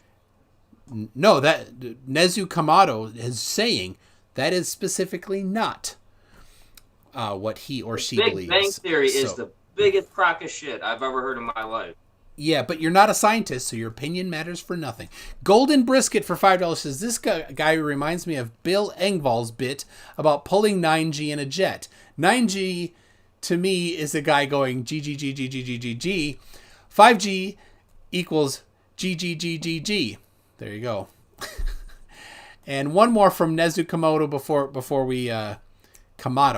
we say goodbye to Dion. Oh, and Bill Gates didn't say depopulation by vaccine. He said that more vaccines will reduce world reproductive rates, as most parents wouldn't need more than one child to pass on genes.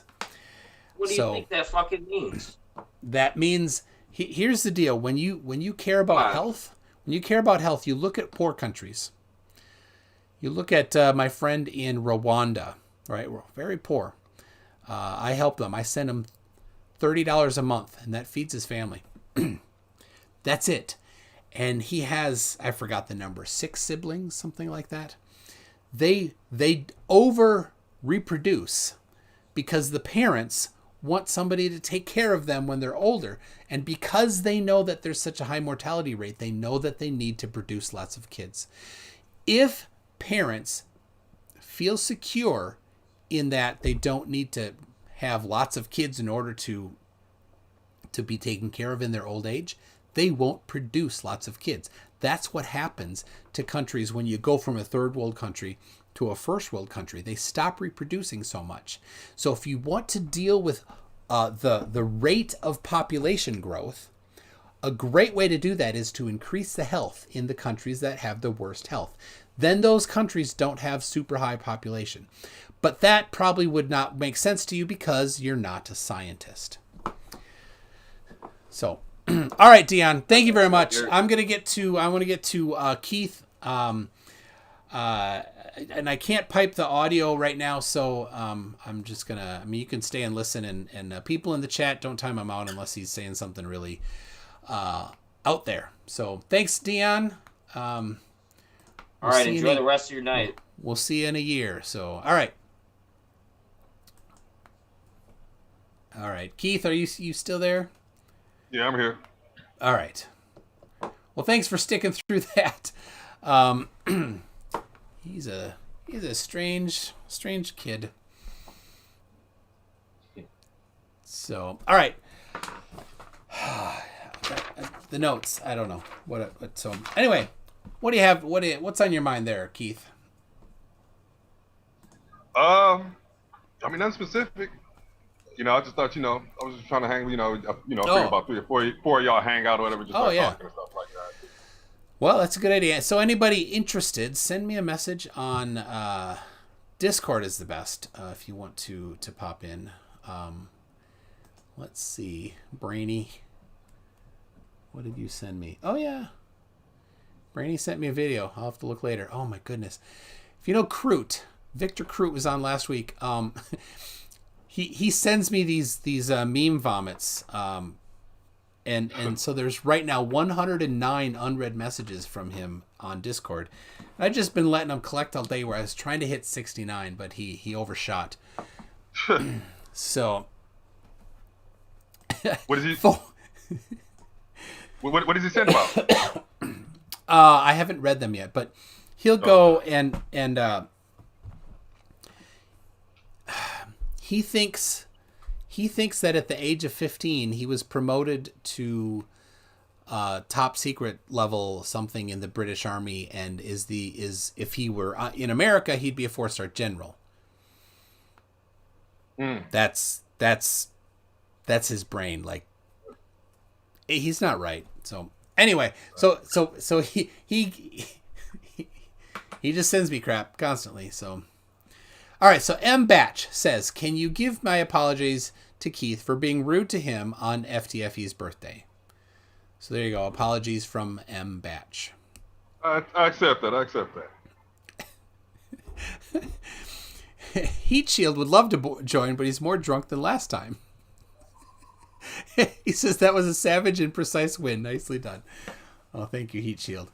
Now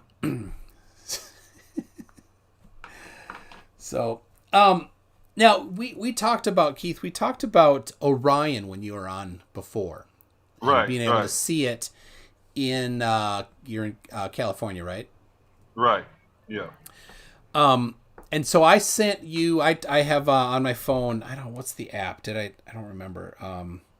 It's an app that you point your phone and it's an adaptive reality where you see the stars overlaid on what the camera picks up, or you can turn it off. And you can look around, you can see the different constellations. So this is nice because I don't know the constellations really well. What's it called? Anybody in chat know? Bring on Skeptic and have him draw. Well, that's painful. It's called Constellations. So not that challenging. So start. No, that's not it. Oh my goodness. Okay. Wrong app. Anyway, I think I told you the name of the app in chat, and I took a screenshot of pointing to Orion at night here, which was below the horizon. I had to point my phone down to get a picture of Orion. Did you do that yet? No. Okay. No, I don't have anything like that. No, I don't have an iPhone. I'm ancient. What? I'm a dinosaur. Do you have an Android? Yeah. Okay, well, Android runs it too. It's not just just iPhone. So yeah. Somebody says Sky Map. Oh, that's not the one I have, but yeah. I think I might have heard of that one. I think somebody did have that one because somebody did show me what you're talking about. They kind of panned across the sky and it would show the stuff. Yeah. All right, so Punchy has Sky Map. So, but too, and I'm telling you, it was early August, man. It was low in the sky. It wasn't as high as it was normally. I'm gonna send you the link to it. There was an astronomer, and she brought up the fact that during that time when I saw it, that it actually does come up at that time. So I was like, oh, okay. But I never sent you the link, though. I will send you the link after this, though. Okay. To let you know. Yeah. So, on last week on Tuesday was the equinox.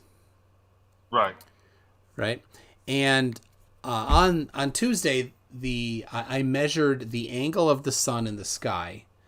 That was my third time doing it. I did it at the December solstice. In March it was cloudy, so I couldn't. In June I did it, and then I did it again here, third time. So I'm gonna try to get March next time, so I have all four of the kind of the I don't know, bookends, bookmarks, milestones. Yeah. Milestones. That's a good one. And I did the math.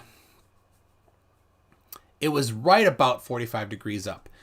I don't remember the exact numbers, and I could pull them out if we really wanted to, and we could work over them. But so like the one of the measurements was 51 inches and a little bit more, and the other was 51.5 inches. So I'm in Minneapolis. I'm at 45 degrees north latitude. It's predicted on a globe that the sun would be at 45 degrees above the horizon on the day of the equinox at 45 degrees north. So it worked. It worked out well. Now here's the other thing. Using trigonometry that we kind of talked about last time, we can test to see if the Earth is flat by taking that angle and then knowing the distance from where I am to the equator. And of course, you said it goes over water, so you won't take it. But we can do it again. Now, here's the cool thing. Let's imagine that number's wrong. Let's say it's farther away at night than we think it is, right? So let's say I do the math and it comes up with 2,500 miles high, right? Is that too much or too little, you think? For where I think it is? Yeah. Too little. Too little. So you think it's higher than... Yeah, I think it's around, 4,000 miles. Okay, 4,000. Because the problem is that makes it harder for the sun to set the higher it is, right? So if it's lower, then it gets closer to that. But the deal is, if I am 45 degrees north, that means 45 times 60 nautical mile, or 45 times 69. I am 3,105 miles from the equator using what is, that been known. So actually that puts the sun at 3,100 miles high because it's a 45 degree angle. So you got a 45, 90, 45 triangle about. I'm doing stuff off the top of my head. Puts the sun at 3,000 miles high. Now, in December, it put the sun at 1,973 miles high. Remember that one. And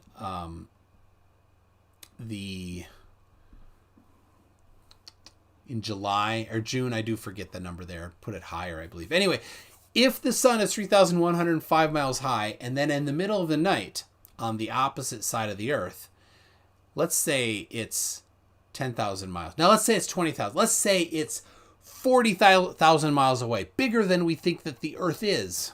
Let's say the sun is 40,000 miles away. It will still be above the horizon if the Earth is flat.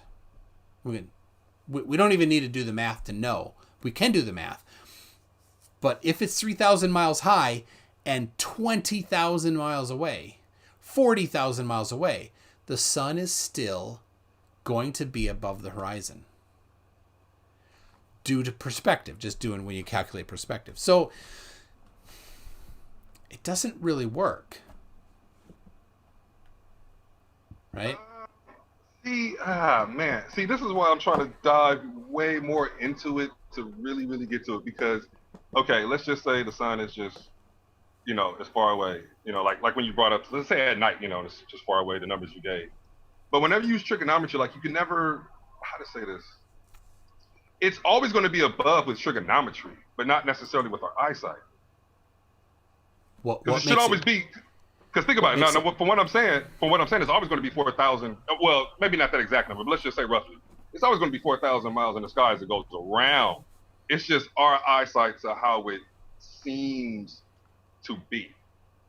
Yeah, and that's where the trigonometry tells us where it's going to seem to be, and it's not been shown to not work. Trigonometry, when you're calculating the angular position of something in your field of view, always works. The entire field of surveying is based on that. So, I mean, I get that. I know what you're saying, but whenever you use trigonometry, obviously your object is always, it has to be above the base, right? It has to be above the adjacent side. So that's going to be there. But that math, how to say this? That math doesn't necessarily say how your eye works and how your eye interacts with atmosphere and all of those other things. Well, those things can be examined as well. So like, now it's the problem is that it's not just that in the middle of the night you can't see it. It's that 6 hours before the middle of the night, it got obstructed by the horizon. And it was full size. It was the same width at sunset as it was in the middle of the day. So it did not change in size, which is necessary for something that's close. If it's really far away, it does change in size, but it's so minute that you need super precise instruments to measure that change in angular size. So it matches the far away version, and it doesn't match because it's not changing in size, right? I mean, I can illustrate that pretty easily, right? I put this close, right? Oh, you can see the chat. If I put it close, and I mean, you could put your finger on the screen and just see how big it is, right? And then when I move it away, it's over here, it got smaller, Right. right? So this is a small and local sewing kit thing top. Just my you know, got a button in here. Look at that. Button. Boop. That's my wife's stuff there. So the sun did not change in size. It got obstructed by the horizon. Now how could the atmosphere cause that to happen? But that would require like really truly understanding how the eye works to know the interactions between the eye and the atmosphere, though, right? No, because the cameras also don't see it any differently than the eye. It gets obstructed by the horizon. So it's just light. It's whether or not light can get to you. So it doesn't actually require knowing anything about the eye if light doesn't even get to the eye. So we don't have the opportunity to care about what the eye sees because the light didn't get to it. So something obstructed the light. How did that get obstructed? Something obstructed the light. How did I get obstructed? Well, I mean that I would go with what you said before. You said like when you brought up our eye couldn't see it. I would say that light, that candle just went out of sight of what you could see for the light. Yeah, but it got it. See, I hear people say like light extinction or that you can't see that far through the atmosphere. But of course, the stars we see, which are not nearly as bright as the sun, so that doesn't explain it. Can I explain that one? Sure. Now the difference with that is that you're talking about space. So when it comes to the stars, and they're up, so it's not like we're talking about looking through a whole bunch of dense atmosphere as the sun keeps going further and further and further and further away. We're talking about looking up through mostly vacuum or near vacuum, and then we're that little bit of atmosphere that it is just to look up. I think that's a little bit different than the sun. I like hearing you talk about space, but what about the stars that are immediately above the horizon? Because they went through just as much air as possible. Right. So if you're on the ocean, you're in California, you go to the beach, you look west at sunset or after sunset or 3 hours after sunset, especially on a calm night where you're not getting a whole bunch of surf churn in the up water. And you look just above the water, there's stars. Right. What why can the stars' light get to us but not the sun, which is much, much brighter and closer? Why can the stars light get to us while it's... I don't have an exact answer. I kind of know where you're going. I don't have an exact answer for you. I would say that it is a good question. I don't have an exact answer at this point because I would only think that the sun is just blocking out that light. But with how to say this? I better hold on that one. I mean, I get what you're saying, but I better hold on that. Now, let me ask you this: when you said that sun, how much bigger do you think a flat Earth would be over a globe Earth? How much bigger what? Would a flat Earth be as opposed to a globe? Or because you were saying something about 40,000 miles, right? Earlier a little bit. I was just throwing out numbers. 40,000 kilometers is the circumference, the measured circumference of the spherical Earth, and any maps, any flat Earth maps that I've seen, they generally the AE map, the big circle. Has the North Pole and it has this Antarctica. The entire diameter of that is 40,000 kilometers. So when I said 40,000 miles, a mile is bigger than a kilometer. So it's much larger, 1.6 times larger than the entire flat Earth map for every flat Earth map I've ever seen. It's farther away. Of course, there's always a subsolar point, right? There's always a place on Earth where the sun is directly above it, right? And I know you don't argue that, and it's between the Tropic of Cancer and the Tropic of Capricorn. So when I was saying 40,000 miles away, I moved the Tropic of Cancer and the Tropic of Capricorn a ridiculous distance away, right? And I'm just illustrating that the sun would still be above the horizon. Well, we don't argue that one. We do say it is above the horizon, but In the we middle, just feel like it's in the middle of the night, in the part of the night when the sun is the farthest away, it still would be above the horizon, according to physics and geometry and perspective. So I think that depends on how far out. I think with the numbers that you're talking about, you're totally correct. But as far as I know, like the flat Earth is so much bigger. It's like 3 times. It's okay. So you brought up a circumference of 40,000. I know a circumference of 125,000 kilometers. Let me say it that way. Okay. Even then, the sun is above the horizon. If you're on one edge of it, right? If you're on one edge of the flat Earth here, and the sun is over here, which nobody claims, right? This is the most extreme example, and this is 120,000 kilometers, right? And you're like this, right? And you're here, and the sun is up here. The sun still will appear, according to geometry, above the horizon. Okay, well, I might have something for your star thing over the ocean, but before I go to that, okay. So if we just lit a candle, let's just take a regular candle, and you put it up 4,000 miles and turned it around, would you think that you would be able to see it as it turns around, as it goes around? But we can see stars, so the sun is brighter than stars. So stars are brighter than candles, and sun is brighter than stars. So your candle thing doesn't get very far. But, and here's the other thing, if it was just about not being bright enough, then it would not get obstructed by the horizon. It would, while still up in the air, it would fade out into nothingness. Right. If it was just, right. So it would never go down. It would be fading out into nothingness a significant amount above the horizon. And that's not what we see. So the candle thing doesn't get anywhere on multiple fronts. So you right. So you won't accept that the further, if we could happen to still see that candle, you don't accept that the further down the further along it goes, it'll seem as if it's like almost like a pyramid line going just down, huh? You don't accept that one. A pyramid line. Like think of the top of the pyramid, and as the further away it goes, it's almost as if it's just going down the pyramid.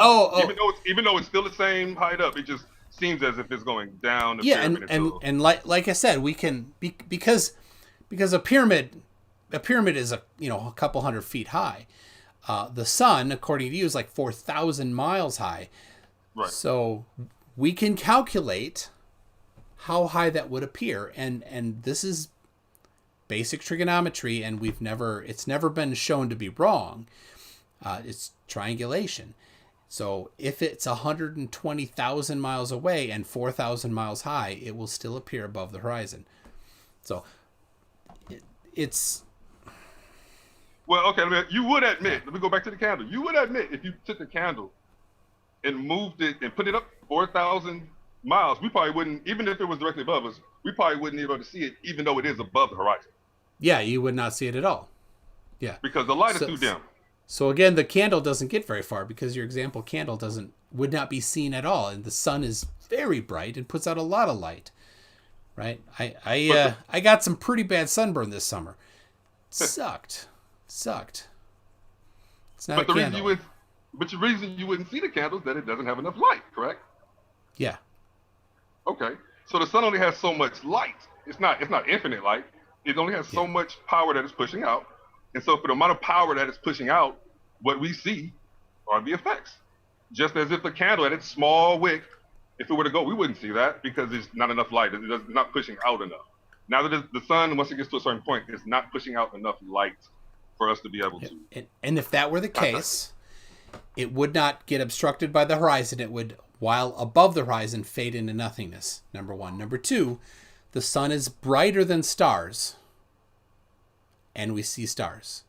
So it doesn't, like I said, it doesn't work for it, right? Now, that's all right. Let's move on. We've gone around this one twice. Right. Now I will say this though, with the whole star thing, maybe stars are actually brighter, but they're further away. Well, I totally agree. You're onto something there. Okay, we agree on that one then, huh? All right. They're farther away than the sun, and some of them, most of them, all of them, I don't know. Certainly, a lot of them are brighter than the sun, Right. and bigger than the sun. Well, okay. We agreed on that part. I'll stick with that. Okay. Oh man. Do you remember you were talking to Hip Hop Hippie and Yeah, we had PhD Tony and myself. Yeah. Yeah. And he started talking about the camera and David Lynch. David Lynch. Do you remember that part? I don't remember. You said you didn't know who David Lynch was, but he brought up the camera. He was trying to bring up the camera, and shoot, I forgot exactly what he was talking about, but how the camera, something about when it takes the picture the way it comes to us, or something like that. I forget. But my main point. The filmmaker David Lynch. Exactly. That was my main point. He was bringing him up. When I brought him up, I brought him up when I was talking to you about Mulholland Drive. So that I was like, oh, check him out. Okay, he's bringing up Lynch as well. So I was just letting you know, that's what he's talking about, though. Yeah, that's the guy who directed Mulholland Drive that I was telling you about the movies and all that you rejected. Yeah. Okay. Oh yeah, the one that had the curved horizon. The curved horizon? Oh no, it didn't. I went back and check. I'm like, I know he's messing around. No, it didn't. But no. All right. Yeah. So. Do you know Hip Hop Hippie? I mean, he's in he's in Colorado, so. Let's see. Macabre Malefica says justice for Juicy Smooye. Does that mean anything to you? Kinda. I don't want to get into that. Okay. As I have no clue what that means, so okay. Oh, you don't know what you're talking about? You serious? You don't remember what happened with Smollett, the Smollett brother in Chicago? Hold on. Actor, singer. He said some racial stuff went down, but then they kind of questioned it, and that he was gay, too. So. Yeah. Found out that he probably didn't. I don't know if we need to get into that. So. No, we don't. Yeah. All right. So, did you catch when I kind of exposed Dion a whole bunch when I asked him what his favorite units were, and he said metric. And then I asked him what his favorite specific metric unit was. What did he say? Inches. Inches, which is not metric. Yeah. It's imperial. Yeah. Poor guy. Let's see. There's also a David Lynch who Gleam is claiming is a NASA optical scientist and has been posting one of his articles quite a bit lately. Oh. You know what? Maybe I'll back it up. He might be talking about him. But I heard that name. I didn't. So, and once he started talking about cameras, I was like, okay. I think he's talking about the director. Yeah. Well, now do you go to scholar.google.com very often? I'm there often. Let's see if we got. I've just started to go a little bit.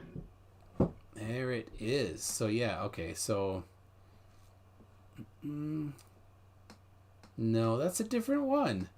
Okay, I'm pretty sure. I mean that's the same one. Few directors in the past 3 decades.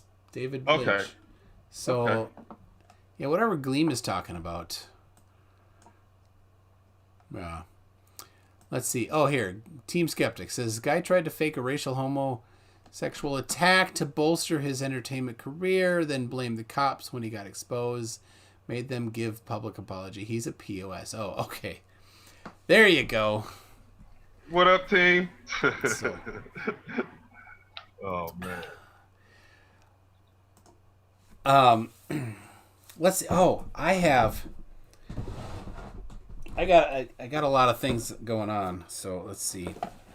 This one here. I don't want to show. I mean, I have in here. I don't want to show you the dox myself with my address on here, but I have in here the Lemurian plug. I bought one. So this is one of those 5G protect you from 5G snake oil things. It was $30 or $40. So I'm going to do probably a live tear apart. It's still sealed in the bag here, so I've not had a chance to open it or anything. So I can't have been modifying it. So I'm going to do a tear apart on that. But because you were talking about some of the 5G kind of, it's just snake oil is what it is. It's fake stuff that works on people that don't understand radio frequencies. Because if you can block radio frequencies, it just takes matter. That's the best way to do it. But you can also do a Faraday cage. Those are the two. Those are the two things. So what are you going to do with the package? With so what you got? So it's a plug, and these people say you plug it into your outlet in your house, and then it protects your whole house from 5G. And then you're gonna use your phone and say, "Look." and well, I'm going to take it apart, and I'm gonna look what's inside it. Okay.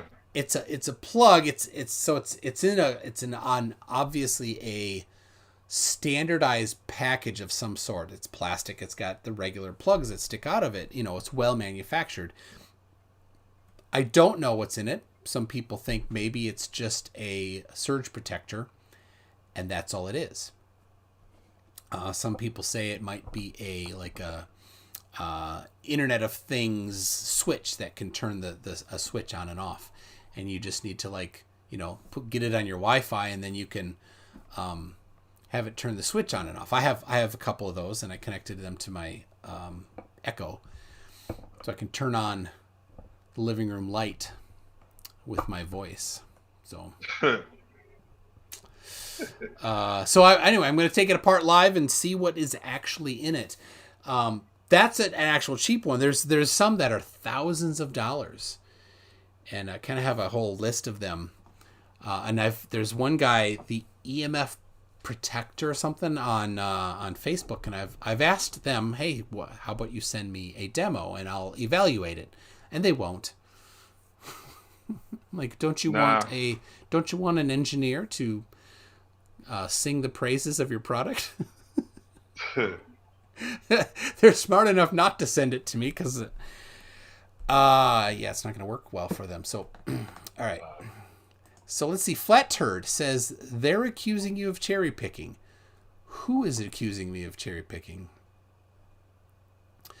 Let's see. Oh, and Team Skeptic says, what up, Keith? Good to see you still around. Please pass on this message. So there you go. Team Skeptic says hi back. So yeah, there's so much 5G snake oil, and some of it's crazy expensive. There's, let me look. I have them all here in Evernote. There's got to be something different with them for all that money. They're putting something in there, even if it's not doing it. They got to do something, right? No, they don't.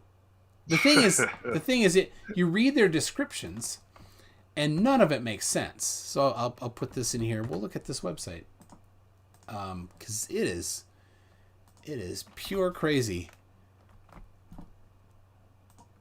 Let's see. Get over here. I have so many open tabs. So let's see. There we go. Now, are you on a phone or on desktop? Desktop. Okay, so do you have the live stream going, or I can send this to you if you want. I'll send it. Yeah, I do. I'll send it anyway.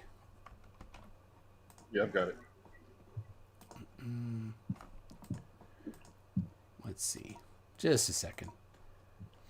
Well, if you've got it, all right, forget it then. You've got it. So this is a very expensive one. Let's see. Well, I had Wi-Fi. I thought you asked me if I had the desktop or Wi-Fi on or something like that. Well, can you see the live stream? If you can't, then I'll just send you. Oh, got you. Yeah, send me the link or something. Oh, okay. I'll share it just so you can see it on the screen. Somebody says Dion is streaming the rerun. Oh dear, Dion. What did you think? Did Dion do well? As far as what? Talking to me, did he do well? I mean, what's funny? I do like sometimes when cats just get on y'all. They just I remember because I know team and them they can have somebody named I won't say that, but Lorenz Force, and he'll just say negative. He's like nah. Yeah. Like negatory. It trips me out though how they kind of fluster y'all a little bit. I've noticed that whenever they just stick to their guns a certain way. They're not, dude. He didn't have a gun.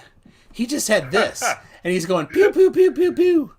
Hold on. Nobody saw it. Nobody saw me do it. He just has this. Pew pew pew. There you go. There's the gun. So, all right. Here is the advanced technology 7 DPE 100 EMF neutralizer. This is a very impressive sounding device. Is it impressive? Of course not. It is not at all impressive, but it sounds impressive. All right, I'm not going to be able to get.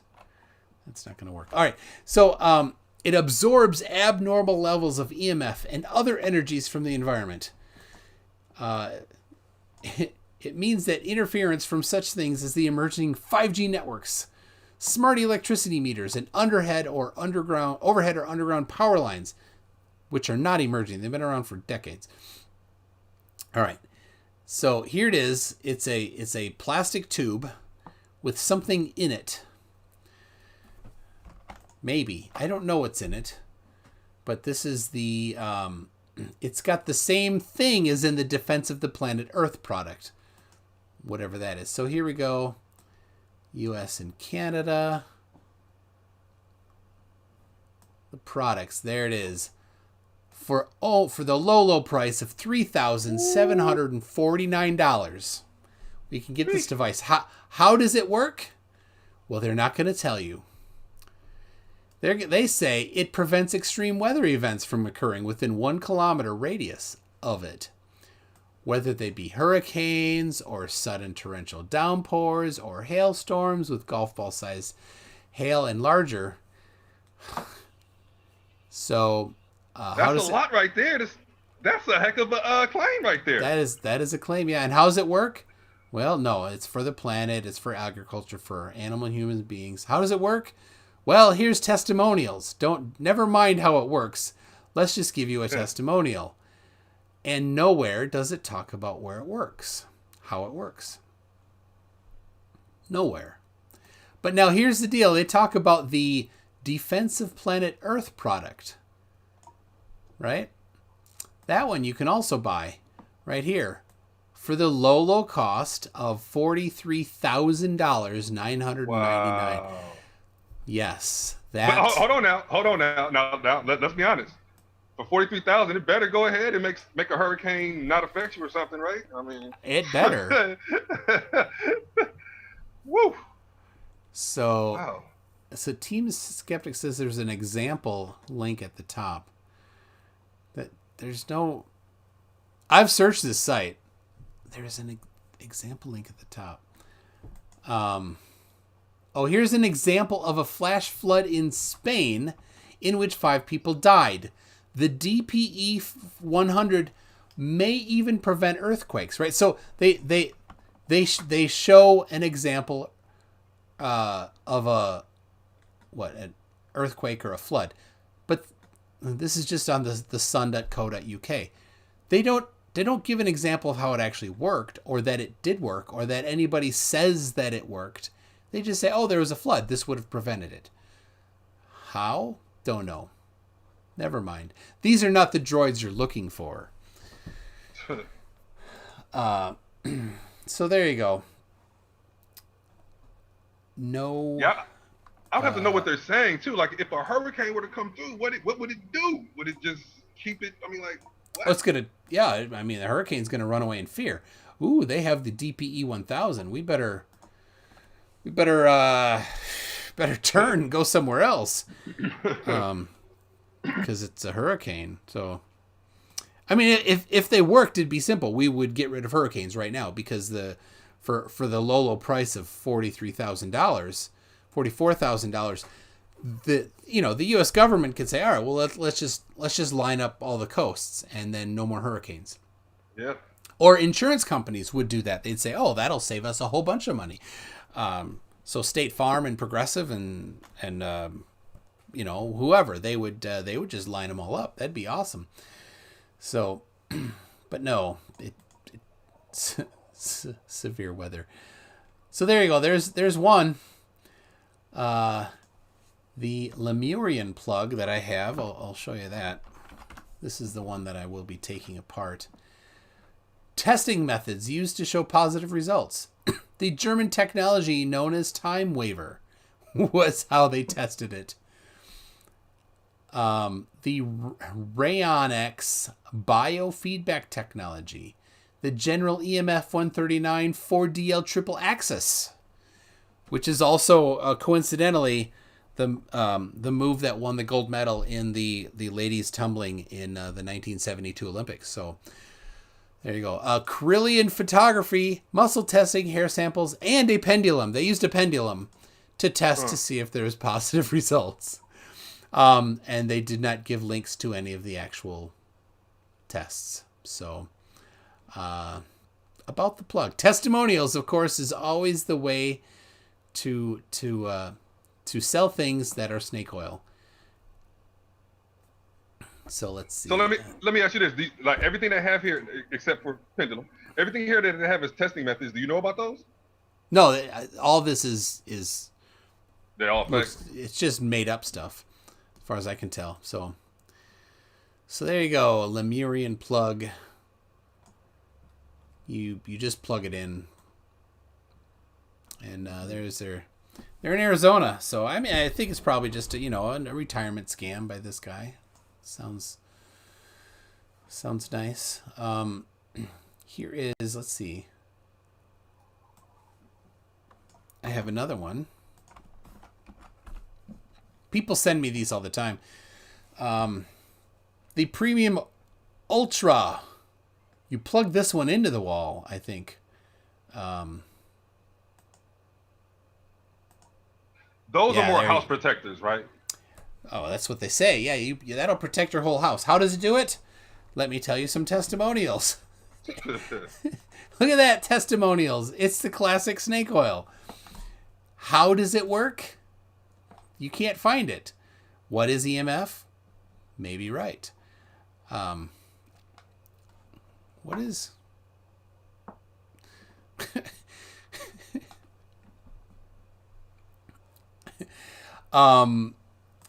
our media testimonies research. Ooh, live blood cell analysis, Yeah, Blue Shield urine analysis, poultry farm, and dairy cows. So they tested somebody's urine.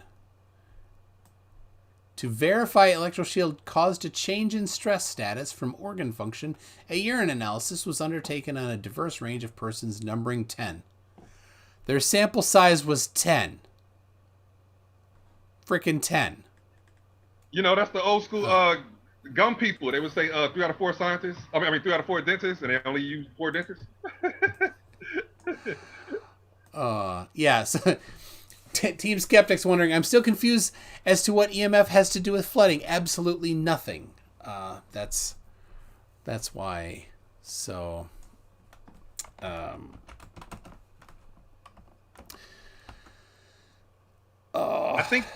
think that connects. I think what that would connect for with some of us who get into that stuff. Are you familiar with the Electric Galaxy? The Electric Universe? Yeah. Well, I say galaxy, but yeah. Well, I'm familiar with it. Yeah. Yeah. It involves stuff like that because just like when you get into flat earth and they start talking about electromagnetism, it moves into that. So I think some people, they feel like, there's a lot of, there's energy we can't perceive. And so that's kind of moving through. And so they feel like that alters things as that changes and those things change and stuff like that. Yeah, the problem is as soon as you get into things we can't perceive, that is no longer science. That's metaphysics or faith or religion, right? If you cannot test it, it is not science, right? So if we can't perceive it... or we don't have the tools yet to perceive it. Just like we couldn't always see a molecule, then we got to get we have to get the microscopes, and now we can see. Yeah. So it's not yet even a hypothesis then, because it's not testable. So that's where, like, the electric universe, they're like, well, whatever all these things that we actually have lots of evidence for and we've tested and really found explanations for it that works, and we can predict things, and we can do things like build, fancy technology like our phones based on quantum physics. And then somebody comes along and says, I don't like all that stuff. Let's think up something else to explain it that doesn't give any ability to predict things. It doesn't explain anything. We can't test it. It's right. So there's a whole bunch of stuff that is not useful for doing anything. So that's the problem. Take these things that already work really well and replace it with something that doesn't work in the least. No, thank you. Right. It's not quantifiable, so it's not something you can necessarily give with, solid evidence that it works. True. But there will be other people that say that once you understand other methods, you are able to start perceiving those energies.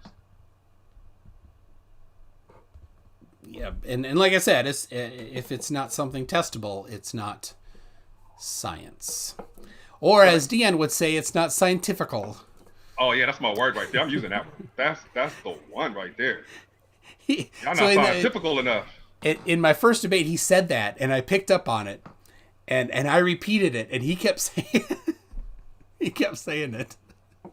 I don't think he thinks it's the right way to say it. I think that's just the way he wants to say it. That's what it came across to me. Today he realized today that I was poking at him with that. Last time he was on, he didn't. So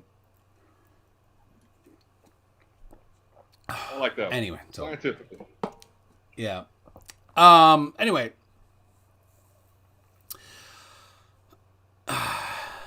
I don't know.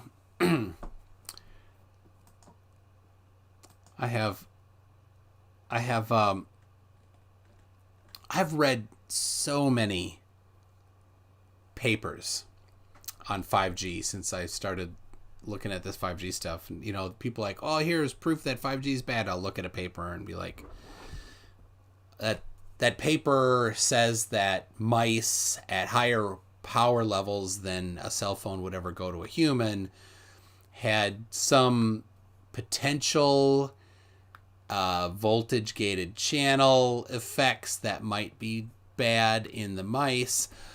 Further studies recommended. They're like, there you go, proof that it's not. There's some better. I mean, that's kind of an extreme example of something, but I've read so many of them, and there's better ones, but most are crap like that. So they're like, here's 2,000 studies that prove 5G, and like they're all over the place. None of them are specific about 5G. Nobody that talks down 5G actually knows what 5G is. I mean, come on now, y'all cats are not going to be PhD scientists. They're not going to be PhD Tony coming out, being able to speak all that. They just got their feeling. They don't have all the science yet, but they say, wait a minute, I'm hearing from this. It seems like this happened. So then they just try to put those things together. They put the science together on their level to try to figure it out. I'll say it that way. And that's the problem, because that's not scientifical. It's just what you're doing is you're taking two dots and you're playing connect the dots, except you're drawing a giant picture between them. Don't we always? That's what we always do. We just should feel not. Like sometimes with science this is what it is exactly. We should not correct, do that. But we always do that. So, Punchy says, I can't get tab here, unfortunately. Well, as far as I know. So, this is not tab. There's water in here. I fill them with water every time. You did say something, though, about the 5G. You said something about once it hits a cell, the cell in a random direction throws it back out? A molecule of oxygen, actually a molecule of dioxygen, two oxygen molecules together, they're bound, they have, they share electrons, and a 60 gigahertz photon. 5G does not use 60 gigahertz. Everybody thinks it does, but it doesn't. Anyway, because it would suck. Anyway, it hits the oxygen molecule, and the oxygen molecule absorbs it. And what happens is it flips the spin of the two base electrons. Uh-huh. Now, I don't know how much like particle physics you've gotten into. So, I think for a lot of people that's probably farther than. So I don't know where you're at. I read this book 3 times. Uh-huh. And this talks about the standard model. This doesn't talk about that type of physics. The flip. The spin flip.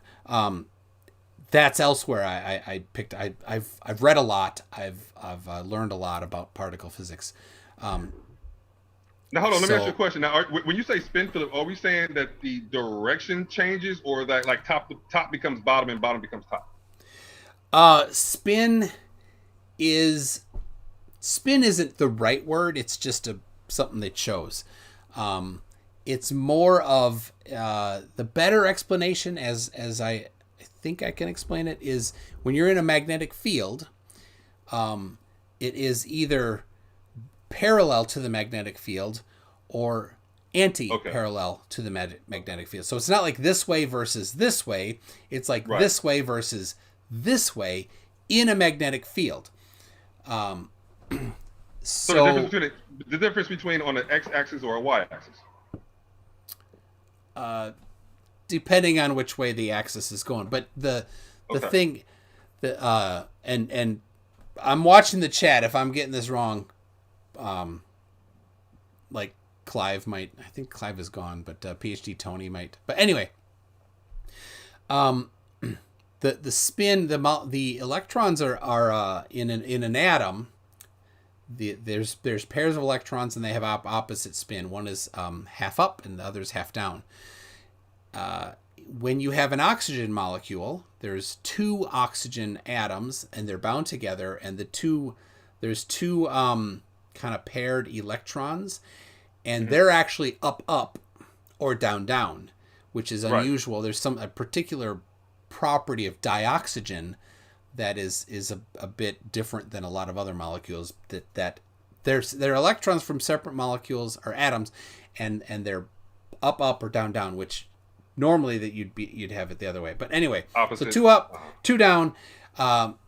So you have the 2 up, it absorbs the photon, and then boom, they both point down.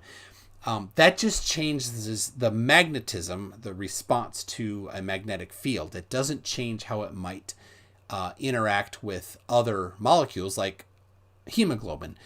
The chemical properties are the same. The other thing is that if you have a molecule that's this way, and say you've got your spin this way, and then you flip the spin, well, guess what? If you just change that molecule all the way around, now it's a mirror image. It doesn't actually change anything. The chemical properties are the same. So Clive Wells, he says, I'm here just grabbing a cup of tea. So anyway, that's what happens when a 60 gigahertz photon is absorbed by a dioxygen molecule. Then a short time later, I think it's like 0.74 seconds, but don't quote me on that. That's totally right. It will then emit, I think it's an average too. It'll emit that photon, a 60 gigahertz photon of the same power. It's not the same power. Not the same power. Same energy level, which is based on frequency, in a random direction. So what happens is when you send a signal of 60 gigahertz through the air, the oxygen absorbs it and really cuts down its ability to transmit through the air quickly. And so you can't send a 60 gigahertz signal very far.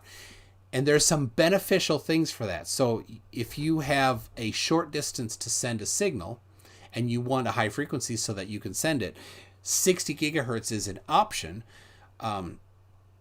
because it won't have a whole lot of power to humans, right? So if you're like, I want to go from a street light to a building, right, and I'm going to go above where all the people are, you put a high gain directional antenna, like a dish antenna, up across above where people are at, and then the off-axis power drops off really quick, so there's very little exposure to humans. Yeah, So I'll have to get more into that. Yeah.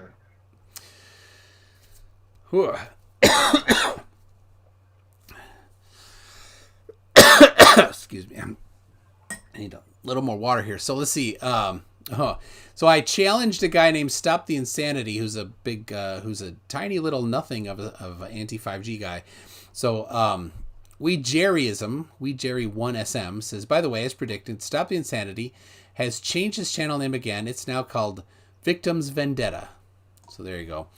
But I have the link to his channel, so I will check him out and challenge him again. He has not responded to my challenges. He's trying to hide, I guess. So now, who's the person you tend to give credit to somebody? There's somebody who deals with 5G that you say he's a little bit more legit. What's that guy's name again? If you know what I'm talking about. Oh, sorry.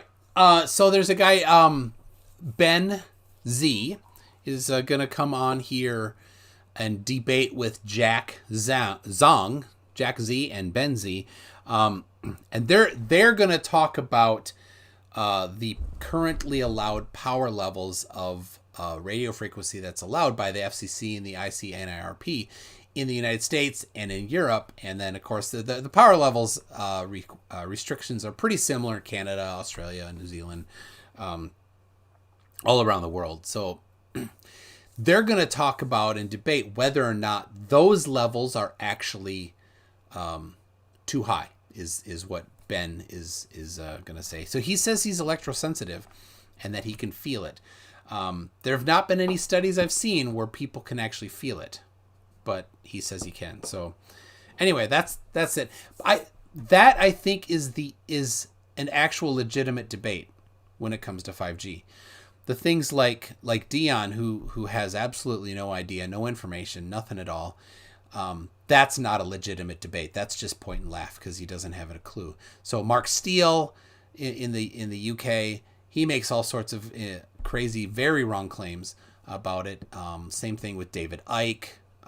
Basically, all of the anti-5G groups on Facebook are all people that don't understand the technology, making claims about the technology that they don't understand.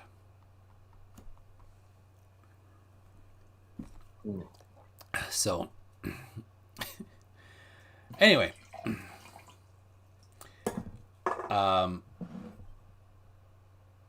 5G, yeah, I have no problem with 5G.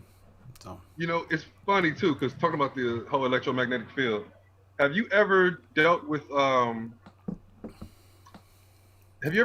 been around anybody who's dealt with Scientology? I don't know if I probably have met people, but I'm familiar with it quite a bit. I was going to debate Jeff Dougherty on Modern Day Debates, and then he backed out last minute. Jeff is a pre-1972 L. Ron Hubbard Scientologist, so I watched a couple of his videos where he goes over a bunch of stuff. Scientology is goofy. It was a science fiction book, and people said, "Hey, if you made a religion out of that, you can get tax exempt status." So he did. Well, yeah, he might be onto some stuff, but here was the main thing I was going to get into when I was bringing him up. Yep. Like when you go in, do you know about the thing that they have called the e-meter? Yes. Okay. Because I went in there talking to them, and they I went through that. It's interesting how you don't really, for anybody who wants to test it, go in, talk to them. There's a certain way they're going to have you hold the two things in your hand, and they just want you to think.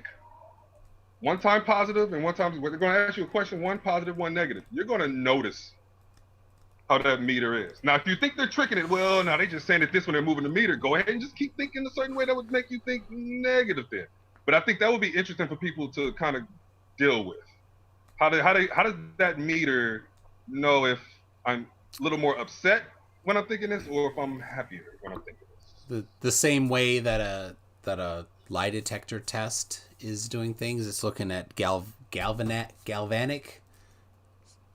skin response. I might be pronouncing that wrong. And other things that your physiological response can be measured by devices. Right, but I thought with lie detectors that was more like your heart rate or something like that.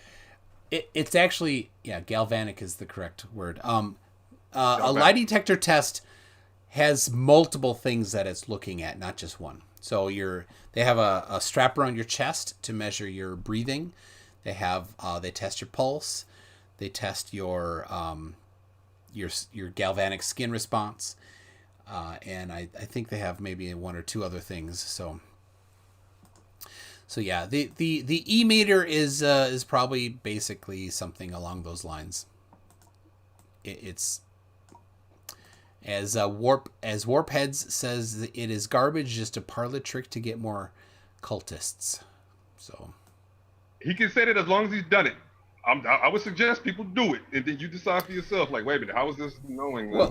Well, here's an idea. How about how about they send an expert, not me. I mean, there's better experts than me to take apart their e-meter and see what it is that it's measuring. Right? Yeah, I mean, yeah, I would like that. my guess is, and I'd put money on this one, they would never let a qualified electrical engineer do a take apart on one of their products there, because that would be kind of dangerous for them. Really? Yeah. I mean, the all the woo peddlers, they don't let you take apart their products. Right. So now Beach 8 says an e-meter is 1/3 of a lie detector. There you go. It'd be the galvanic skin response. I don't know about that, because we don't. There's a reason we don't allow lie detectors anymore. I mean, they're not exactly. Or you can fool that one with your. That's why I brought up heart rate. If you know how to breathe right, and as long as you're not moral, you can beat a lie detector test. I'll just say it like that. Yep. So, well, it's getting kind of late. Team Skeptic is getting tired.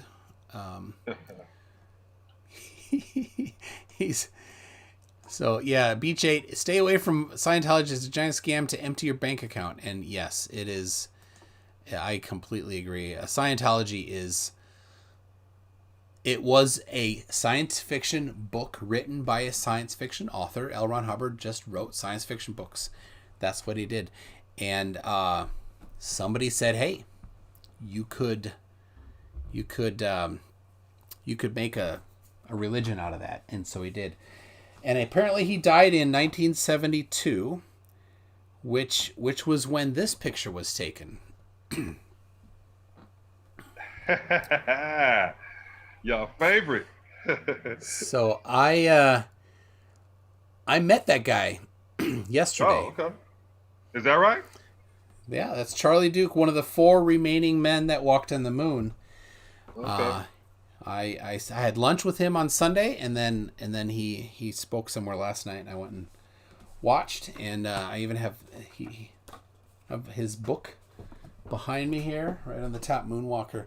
So it was cool, very very cool story. I asked him at lunch. I said, "Tell me about the ascent when you're in the LEM, the lunar module, right? And they're on the moon, and then they're going to take off. What's the ascent like?" He said, "All right, well, we're in this, there's not much room. You're standing side by side, and there's no place to sit down. There's no place to lay down. They do when they sleep. They put like hammocks across there, but there's nowhere to move in there hardly. They're very confined. And so when they take off, they actually pull up these straps from the floor, and they hook themselves in onto their suit. Has these little like hooks, so they hook themselves in to hold them down. I'm like, why do you need that? I'm like, oh yeah, when they get up to when they stop accelerating, they're just in free fall. They don't want to Yeah, Yeah. go flying around. And he said, no, that's not it. It's if something goes wrong and it starts to tumble, you just get thrown all around. So that holds you in place so that if you do start to tumble, you can still control stuff. Yeah. So yeah, people are saying, do I know that Mark Steele was arrested? Yes, I know. I know Mark Steele was arrested. Anyway, so he's like, yeah, they strap us in, and they did the same for the landing as well, so that if they tumble, and they're wearing their full suits, so that if there's a depressurization, they're still in the suit. And he's like, yeah, that was cool. And all right, so the gravity on the moon is 1/6 what it is on the Earth about. And I'm like, so you're standing and you're launching, right? And of course, when they launch from the Earth, they're in this giant rocket and it's shaking like crazy and there's huge engines because there's the gravity here. Plus, they need to get an awful lot of stuff up. Where they're on the moon, there's the orbiter that's already there, so that has all the fuel to get them back to Earth. So they don't need to have as much stuff. So there's just them in this much smaller module. So there's bolts that hold it to the base, and it detaches from the base. And there's actually explosions that cut the bolts. And he's like, so you're in there, and the bolts hold it up a little bit. There's a couple inches gap between the two things, and the bolts hold it up. So the bolts explode first, and then they start to fall just a little bit, and then it launches. And he's like, that was a little frightening, because even though you know it's about to come, there's an explosion, and then you start to fall for just a little bit, and then you launch. And I'm like, yeah, that would be, because if it doesn't work, you're done. You're not getting back. That's. And he said, all right, then this was cool. They launch at 1.2 G for the moon gravity, 1.2 moon gravity, which isn't much. It's still less than Earth gravity launching like that. So, kind of cool because I mean, there's not much mass and there's no air to slow them down really. So yeah, kind of cool. Now you do realize that with your admittance of meeting an astronaut and having lunch with them, you just basically solidified every flat earther in that group that you're a shield, that you work for the government, you work for NASA. You know what's gonna be said with that, right? They already say it, so nothing will change. I get told, especially on Facebook, a lot of people have contacted me and said I'm going to burn in hell because I say the Earth is not flat. Like, yeah, you're super awesome. That's a bit far. I don't know how many people have told me that. Team Skeptic, have you been told by people that you're going to burn in hell because you don't say the Earth is flat? Question for you there. I get it often. So I don't know. It's mostly on Facebook, and I know Team Skeptic's not active on Facebook. So yeah. So yes, several times. It's one of their go-tos. So Team Skeptic has had that.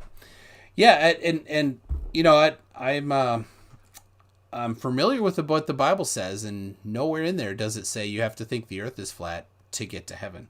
So no, they push really hard with that one. I mean that's too far. I do think though, for your average person, if they accept it flat, they will be way more. They would think totally different. I do think so, in a good way, not the way y'all kind of jump on the flat earthers. But I mean, just within religion, I think they would really start pondering. In a good way. Oh, come on, that's not a good way. All right. I think they would ponder. Flat turds got it in the last half hour. Oh. So let's see. The historical philosopher has some choice words. He says, "Don't mean to be a dick, but anyone that thinks the Earth is flat is a moron." So,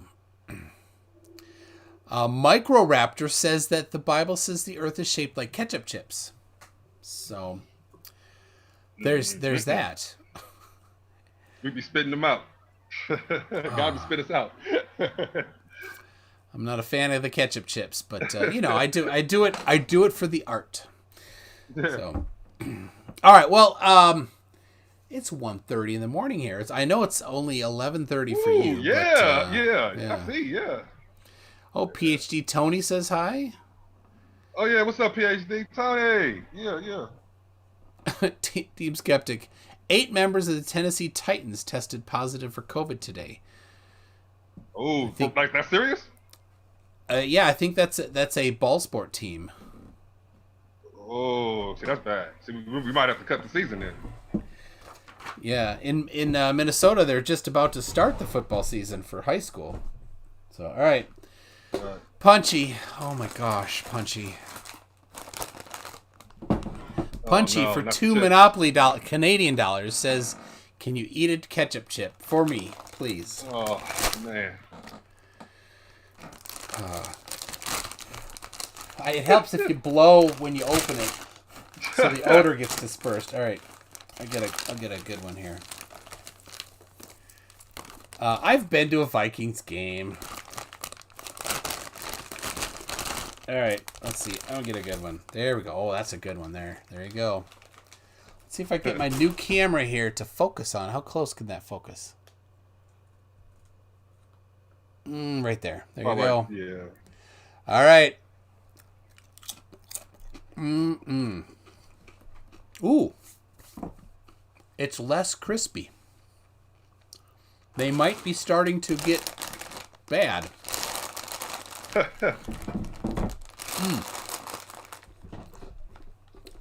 Still tastes the same, but the crispiness is lacking. All right. There we go. And the George says, ask Keith about our evolution debate. So, the George said, there you go. He wants to, and maybe we could do that on here. So, the problem is now it's stuck in my molars.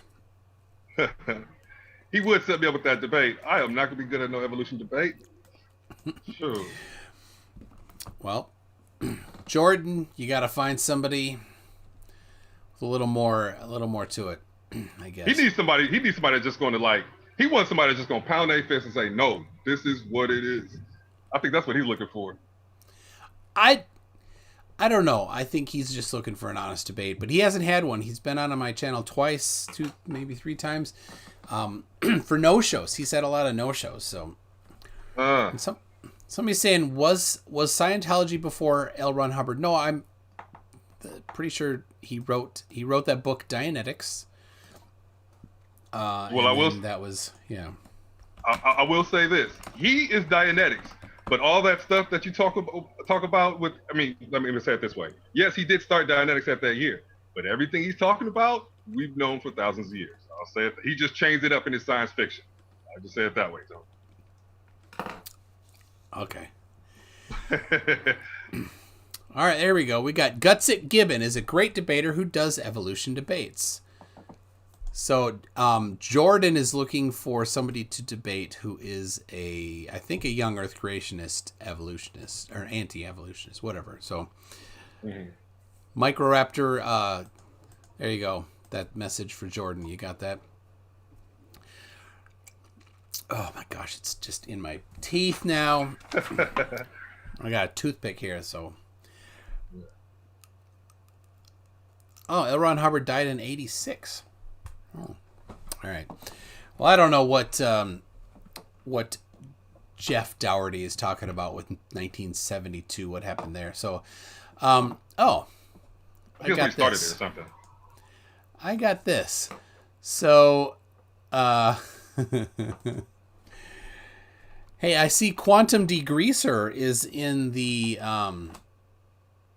live chat here. So I thought I would. I got this after the Bev debate. I got a little love note from somebody who ducked a debate challenge from me in the past. So I'm gonna need to take a screenshot and send it to him so that he can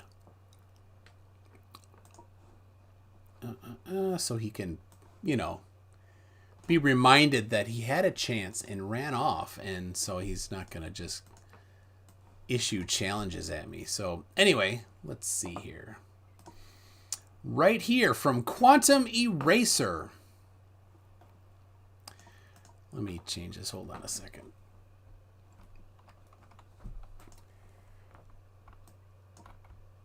I got it. Make it a little bigger, a little more readable. So there we go. From Quantum Eraser. He likes to swear. He's got kind of a potty mouth. So he's calling him a pretender clown retard with some vulgarities in there. He doesn't like my smirks on the video with Bev. So he says, "You better stay in your little echo chamber, Mr. Magoo. If I catch you outside of it, I'm going to leave you with that just pumped the neighbor's cat look on your face." Don't know what that is. Same goes for Mr. Main Surveyor. Level is curved, moron. Of course, I did cite the about 35 definitions of professional definitions from surveying manuals that level is curved. So it's not just us. It's, the entire field of surveying. Anyway, Bev is talking without knowing what he's talking about. Yes, he is. That's the title of your autobiography. Is Bev is yes. I that would be a strange name for my autobiography to call it Bev is talking without knowing what he's talking about. So it could be Bev's autobiography, I guess. So then you bring in Mr. George Closed Thermos in an open system bozo of epic proportions. So well done. So many adjectives there. Now, is Bev earlier? Yeah, Bev. I didn't even know you had another one. Yeah, at 3 p.m. Central Time. So it would have been 1 p.m. for you. Okay, because all I knew was Dion. So I thought that was the only thing you were doing today. Okay. Yeah.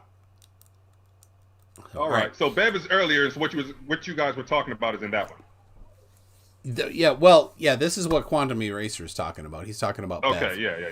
Right. So Bev likes surveying and fancies himself to be a surveyor, but he took a course and a test, like an introductory test of some sort. Gowden's Reiber, yes, Charlie Duke is the geologist. So, so let me ask you something. Do you actually think you're in some way cloaked and nobody can see that you're a clinical level Dunning-Kruger numpty? Being that I have, measurements on my side. So anyway, let's see. Calling me, I don't know. It's just basically him insulting me for a while. And he says, "It's time to cowboy up, McMoron, and bring your dumbass into the arena. 24/7 Flat Earth Discord, and let's get to cases." I don't know what that means, get to cases. I see you're already a member and a gladiator. DM at Miggy, and he'll set up 1v1, me and you, clown. Get ready to reap the whirlwind. So, funny thing, I was challenged by somebody to debate Quantum Eraser quite a while ago. And the guy said, "Debate Quantum Eraser. Bet you won't." I said, "I accept. Bet he won't." And you know what he didn't do? He didn't debate me. I'll see if I can find that. That was back then. He ready for you now, Tom. Yeah. So now I invited him on my channel and he refused. Right? So now he's like, I need to debate him on his channel, but I already invited him on my channel.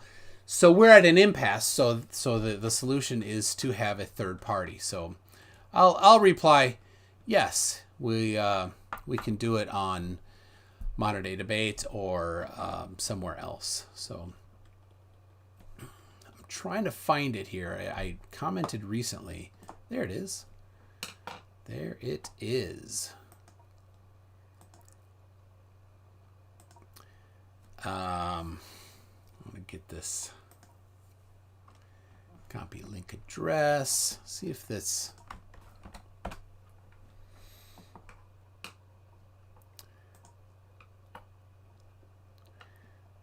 goes to an ad, of course, and then, yeah, there it is. Oh, this is going to be good. Well, I guess we don't even need to skip the ad. All we need is to see the, right here. So we've got Flat Earth Debate MC Toon versus Michael Geppert from May. Designing Hawaii says, debate Quantum Eraser. Bet you won't. To which I reply, let's see if I can. I have an opening on June 9 at 8 p.m. Central on my channel. Let him know. Bet he won't. You debate me. And so I'm challenging Designing Hawaii. Bet you won't. Yeah. Not only will we both debate you, but you and your religion will be obliterated and you will give us great content. Sign us up. So confident. So I said, super, you're on the calendar. I put him on the calendar. Be sure to have QE confirm. See the video description for contact info. Anyway, so here we have the message from Quantum Eraser. $1,000 in my PayPal from MC Toon. I don't do retards for free. Once the $1,000 in my account, I'll send him the debate format. It's to take it or leave it. From QE. Hey, to play, as I said, bet he won't, and he won't. There it is. So, and of course, Designing Hawaii said, since QE refused to debate, as I predicted, will you have the guts? And Designing Hawaii has never again replied. Never again replied.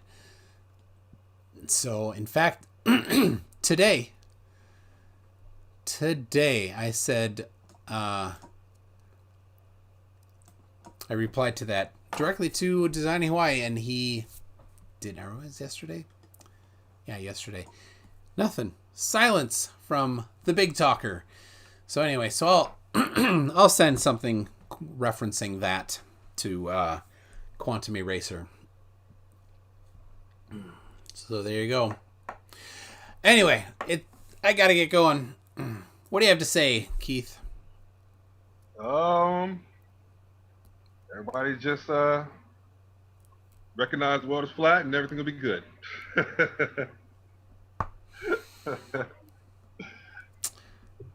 All you need is some measurements. All right.